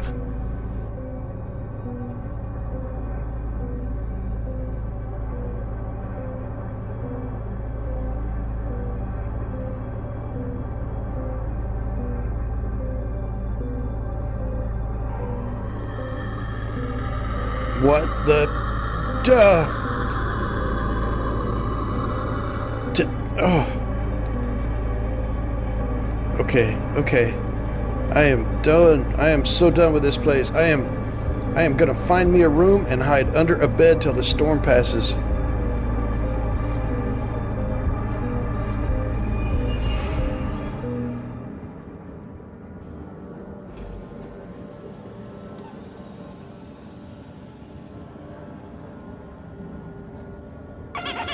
Oh, hell no.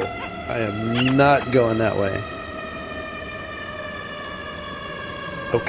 Okay, this is just getting weird now. Wait, what? Oh my. What am I seeing? Alright, that's it. You stay back.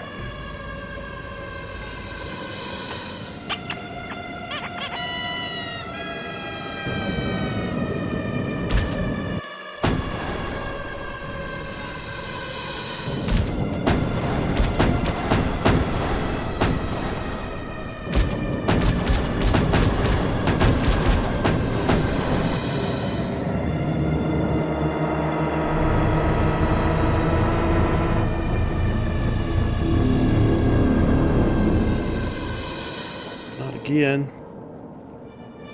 What the? How's this possible? Oh God!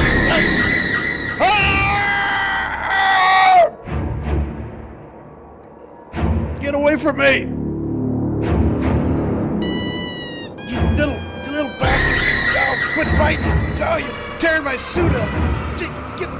Oh, God, you're strong! Get down! Get out of here!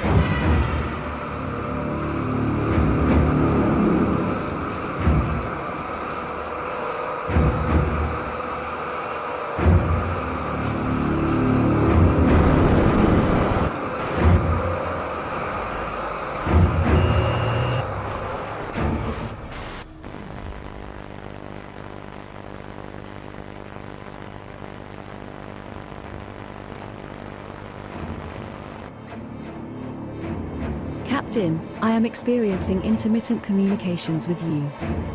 This could be due to shielding or the electrical interference from the storm.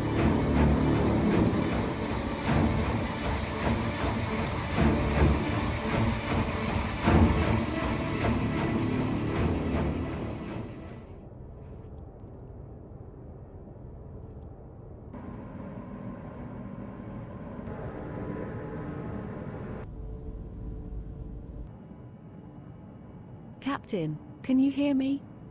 Captain, you went silent for several minutes. Trixie, thank goodness. I am happy to re-establish communications with you. Trixie, is there a way to self-destruct this ship? Negative, Captain. That would require administrative privileges. Captain, if you manually stop the coolant flow and override the automatic shutdown process in engineering, I believe you can achieve the desired effect. This should give you approximately 2 minutes to evacuate before the engine goes into an overload status. That's not very much time. That's all I got.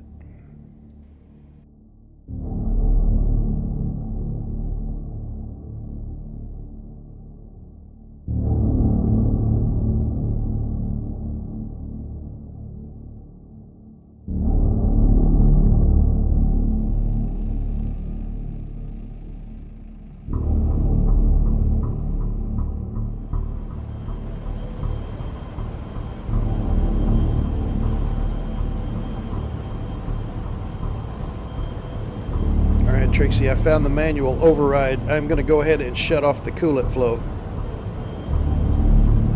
I just need to figure out where to turn off the engine controller. Yeah, right there. Captain, I have set a countdown timer for 2 minutes and will keep you updated. Alright, I've set the engine controller to diagnostics so it can't override the shutdown.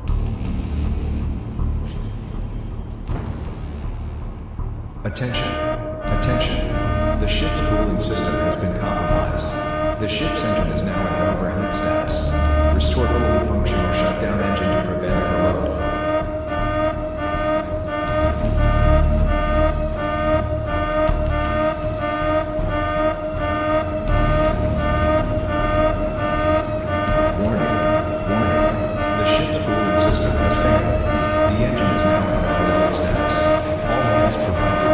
Trixie, I can't get the elevator to come up. I'm afraid if I jump, I'll break my leg. Captain, that class of ship has an exit elevator in both port and starboard passageways. I suggest trying the other side of the ship.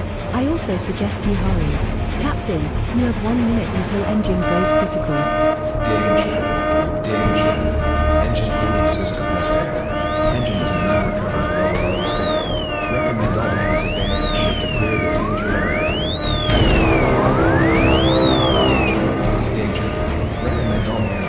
Ship to clear the danger area. Catastrophic failure.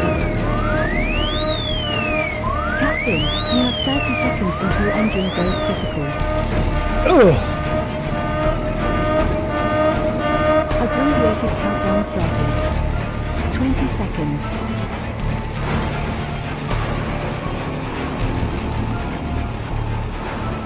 10 seconds. 9, 8, 7, 6, 5, 4, 3, 2, 1.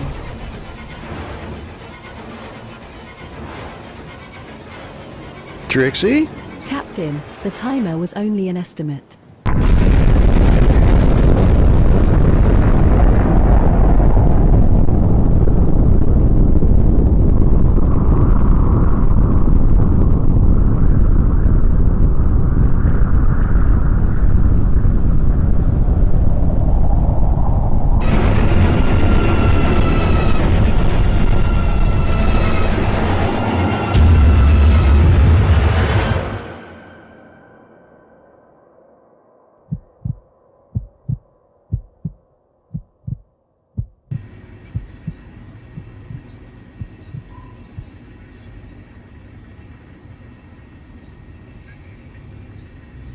Rise and shine, Buttercup.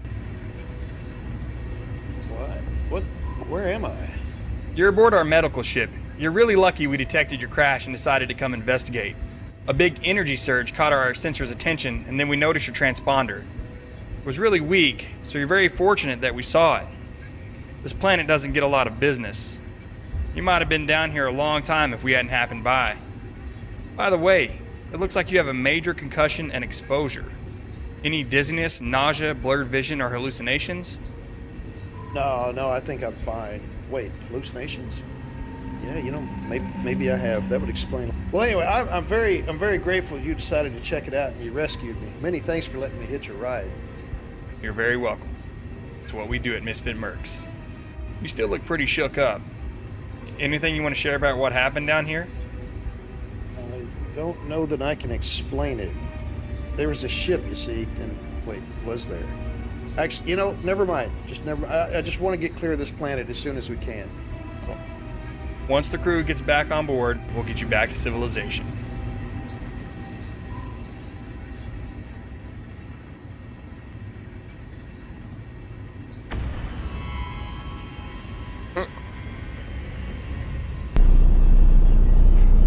What are you doing out here? I think I'll take you home with me.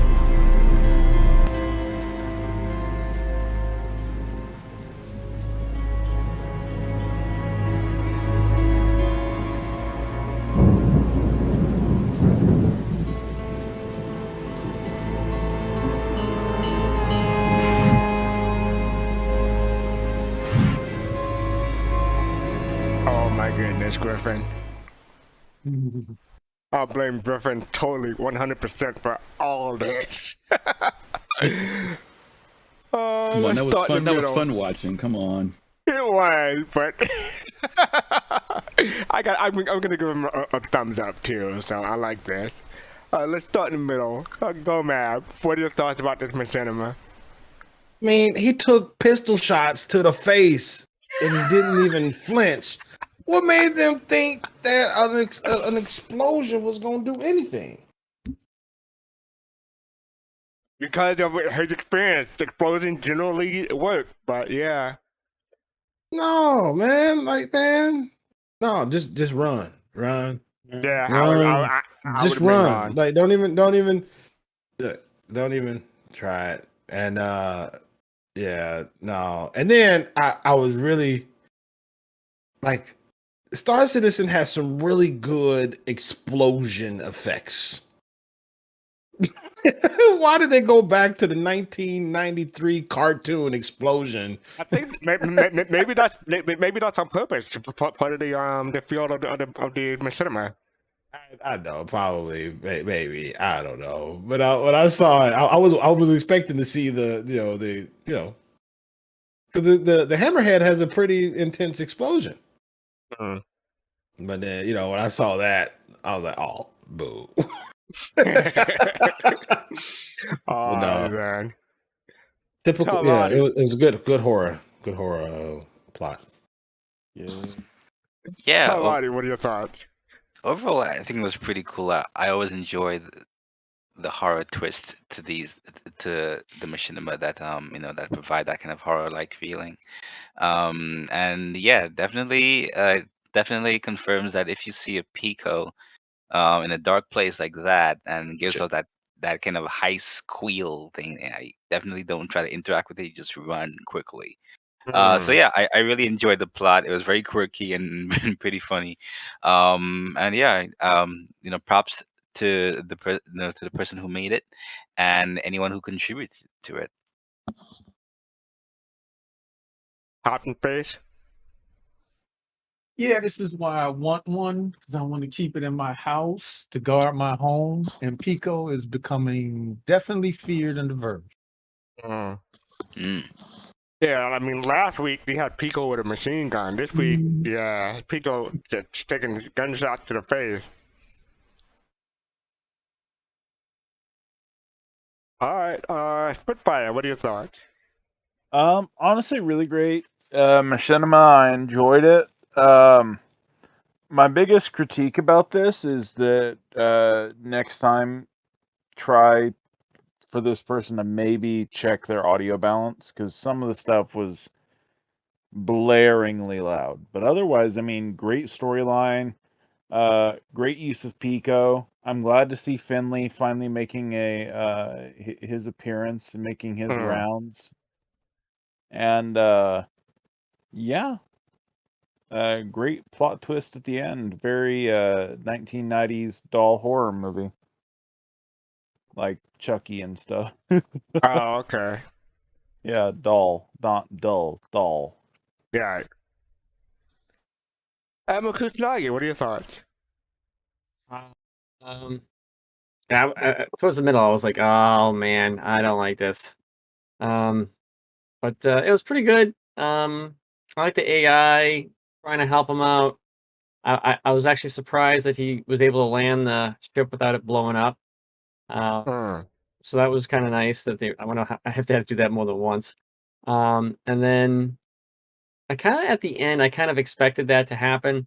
So it would have been nice if they just found a different way to surprise us with something a little bit, spookier, I guess. Like I kind of think like most of the people in chat probably like thought that's what was going to happen. So yeah, so if they could figure out something way to make it surprisingly or something creepy, different than that. Maybe the Pico went to his ship that's crash landed elsewhere. That's where it ended up. So somebody else can find that one. Something like that. So yeah.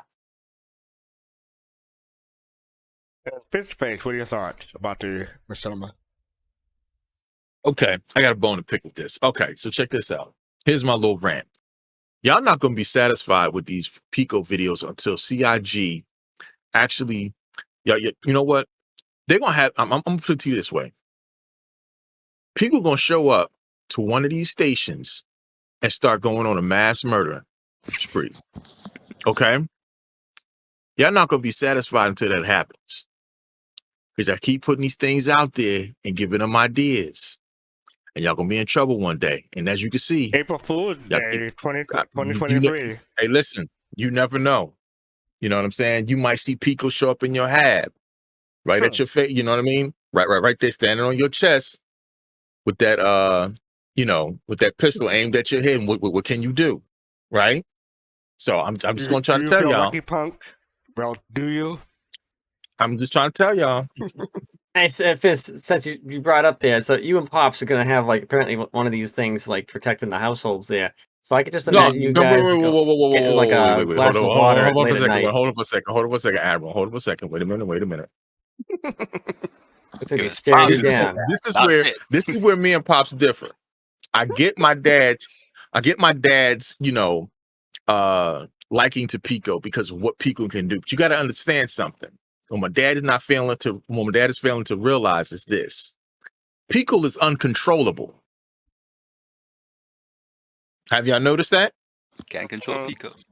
Have you? So to tame Pico is futile. I don't have one in my house. Can't say the same about you guys. Get out. Okay, no problem. No problem. I'm gonna tell y'all something.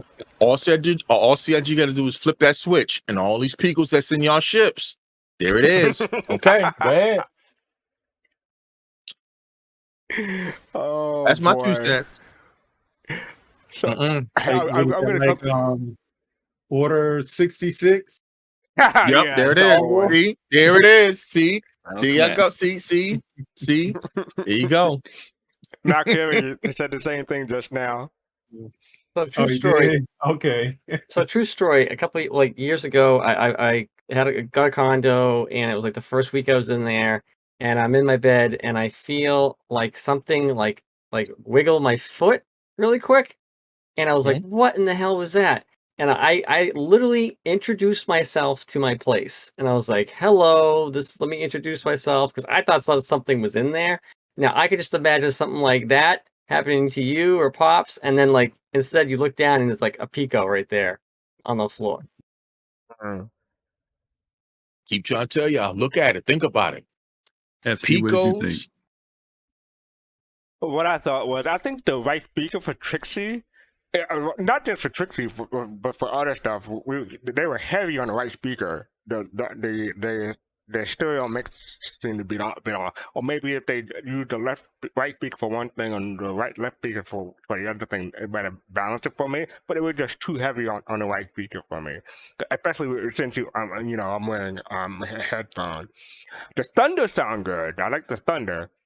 But as soon as the Trixie said indigenous life forms or might be on that thing, I would be like, okay, I'm just gonna wait by the entrance in case something happens, so I can just take out my gun and shoot it or run away. That would have been my thing.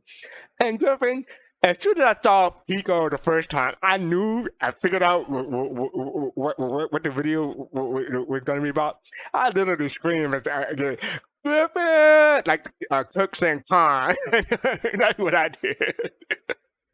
Good pick, good pick though. I laughed. It was a good laugh, so thank you about that one. Over there, how about you? For me, two things. One, like Gomab said, I thought that the nuclear blast was hilarious. Actually, it didn't bother me that they didn't use the hammerhead because they wanted something that was way over the top. So I thought that was just kind of comical. They could have incorporated the hammerhead though, but even so, the fact that it was more of a nuclear blast for a hammerhead was pretty funny. Second thing is my message to all of our white backers. Okay, white backers, you need to have black backer friends, because if you notice, all the black people would not have gone on the ship. We don't walk around with a flashlight. We don't walk around by ourselves. Thank you. We would have stayed at the entrance door, closed the door, and sat there. So if you don't have any black backer friends, y'all need them, because we don't do this stuff. Right. Y'all need some voodoo in y'all life, some superstition in y'all life, or something like that. Okay. So wait, is that why I said this? I wanted to stay at the exit. You introduced yourself to your ghost. See what I'm talking about? I knew you. See, that's why I know you guys, and I was using my black soul citizens. And I'm like, what would soul citizens do? We would have never met Pico. Pico would have been in that locker the whole time. So I'm just letting y'all know that up front, okay? So get yourself some black backer friends for Star Citizen. That's all I'm gonna tell you. It worked for me, folks. I would have broke my lease. Spread the news. It worked for me, folks. Oh my god. All right, hey, Y'all out here. all you got to do is wiggle my toe, bro, and I'm out, bro. You know, this your place. This is your place, Right? There you go. Hand over the All deed, the keys. On that everything. note, Fast Card, let's wrap On it up. that note, let's talk about Bar Citizen coming up on Saturday. So Saturday, 3 p.m. Eastern, 7 p.m. UTC, May 28th, we're having a virtual Bar Citizen, Invictus 2952 virtual Bar Citizen. Hopefully, Chris and I will put the link in YouTube chat for people to join us. We have quite a few people joining us already, but we still have room for more. So come on in and have fun. We should only go for about 6 hours scheduled, so don't expect nothing like 11 hours or anything crazy like that, like the first time. It should be a whole lot of fun. You have anything to say about that, Griffin? No, just looking forward to folks being there. We've got a decent amount of people who've registered. Our numbers are going up, and this is the last couple days. So please get your registration. Don't forget, you have to be registered in order to get access, so you just can't pop in. The registration will be open all the way through Saturday, though, but please do register. It also helps us kind of gauge for setting up what we want to be able to do. So make sure you guys click on that link, and if you haven't been there before, you'll thoroughly enjoy yourself. And up next, we have our next show preview. So Saturday, Saturday we're doing away with Soul Voice. Well, not doing away, but we're not gonna have a Soul Voice this time because it's coinciding with the Bar Citizen. So Yep, there's it'll no be back Soul next Voices week. this time. But next week, the week after that, Saturday, 3 p.m. Soul Voices, 7 p.m. UTC. So check that out on the following Saturday, not this coming Saturday. So show up for the Bar Citizen for that. Griff, I have a question regarding that. Are we going to have a special appearance by some haters during the show? I don't know, because we're bumping this week to that week, because they were supposed to be here on the 4th, but we'll see what happens. I just mean the digital Power Citizen. Do we expect them to show up at that? Oh, well, I can't say anything about that. I don't know. I have no idea. Okay. Okay. Okay. Nomad asked a question. If you already registered, we'll let you know if you try to register to be sure. Nomad, I would suggest you check your mail spam and everything like that. Just to see, just search for Zoom and see if anything comes up. Hopefully, that will let you know. Yeah, there is a confirmation email that goes out, Nomad. So just take a good look for it. Also, by the way, did you mention, do you have anything about the one in Chicago or no? No, you go ahead. Okay. We're having an in-person Bar Citizen in Chicago on Saturday, June 4th, 6 p.m. Chicago time. Those of you who are in the Midwest, if you're in Milwaukee, if you're in Indiana, or wherever you're coming from, St. Louis, if you guys are interested in coming, we do have a link for that as well. I'll try to make sure I drop that in before we go out, unless you can get to it. But we do want to invite folks to come out to that. We do have some people who've already signed up for it. We're looking forward to having a good time. It's also on Eventbrite. So if you have Eventbrite, you can look it up there as well. There's registration there for it too. But that'll be on Saturday, June the 4th. It's going to be held at Goose Island Brewery, and it will be at 6 p.m. Chicago time. Okay. All right. And Sunday, 8 p.m. Eastern, midnight UTC, we're having our Soul Citizen episode on twitch.tv/Soul Citizen. We're talking about Invictus Week. And our guests this week are going to be Dog Demon, Old Lefty, Reload, and Wild Beastman 27. Wait, Griffin. Yeah. I'm going to be on with all these people? Well, believe it or not, I should explain this a little bit better because this is about Invictus. Dog Demon, many of you guys know, is really into combat. He's a mercenary. So from a singular perspective, that's why he's going to be on as a guest. And then the people that Fast Card just names are a member of Test Squadron, along with Fast Card, along with myself, along with Colossal. And we're going to be talking about Invictus in relation to squadrons and a large org. So if you guys really want to come out and help us close out Invictus on Sunday, for us at least, that'll be what our show is going to be about. Yes, I was going to say that from that list of roster, that's going to be a crazy show, to say the least. It should be good. And following Thursday, at the same show that we're watching currently, it's Soul Talk. Every Thursday, 9 p.m. Eastern, 1 a.m. UTC. And where we talk the Star Citizen with the community, with the members of the Star Citizen community. So check us out next week, the same time. And I guess that's it. So I want to thank everybody for joining us. Admiral Kusanagi, Fistface, Gomab, Kaladi, Pottenface, Spitfire, and of course my co-host Griffin Gaming as always. Thank you for being on. Don't forget you can become a Soulstice or Soulmate by clicking the join button. Make sure you hit the like and subscribe button if you like our content and it helps us out. We appreciate it. And yeah, you can buy our merch. I'm wearing a Soul Citizen shirt. We sell mugs. We sell almost anything almost. So check the link below for our merch, or go to our twitch.tv/Soul Citizen page and check us out there for merch. So thank you everybody for joining us. Hope everybody had a good time. So take care, everybody. Peace, love, and soul. Night, everyone.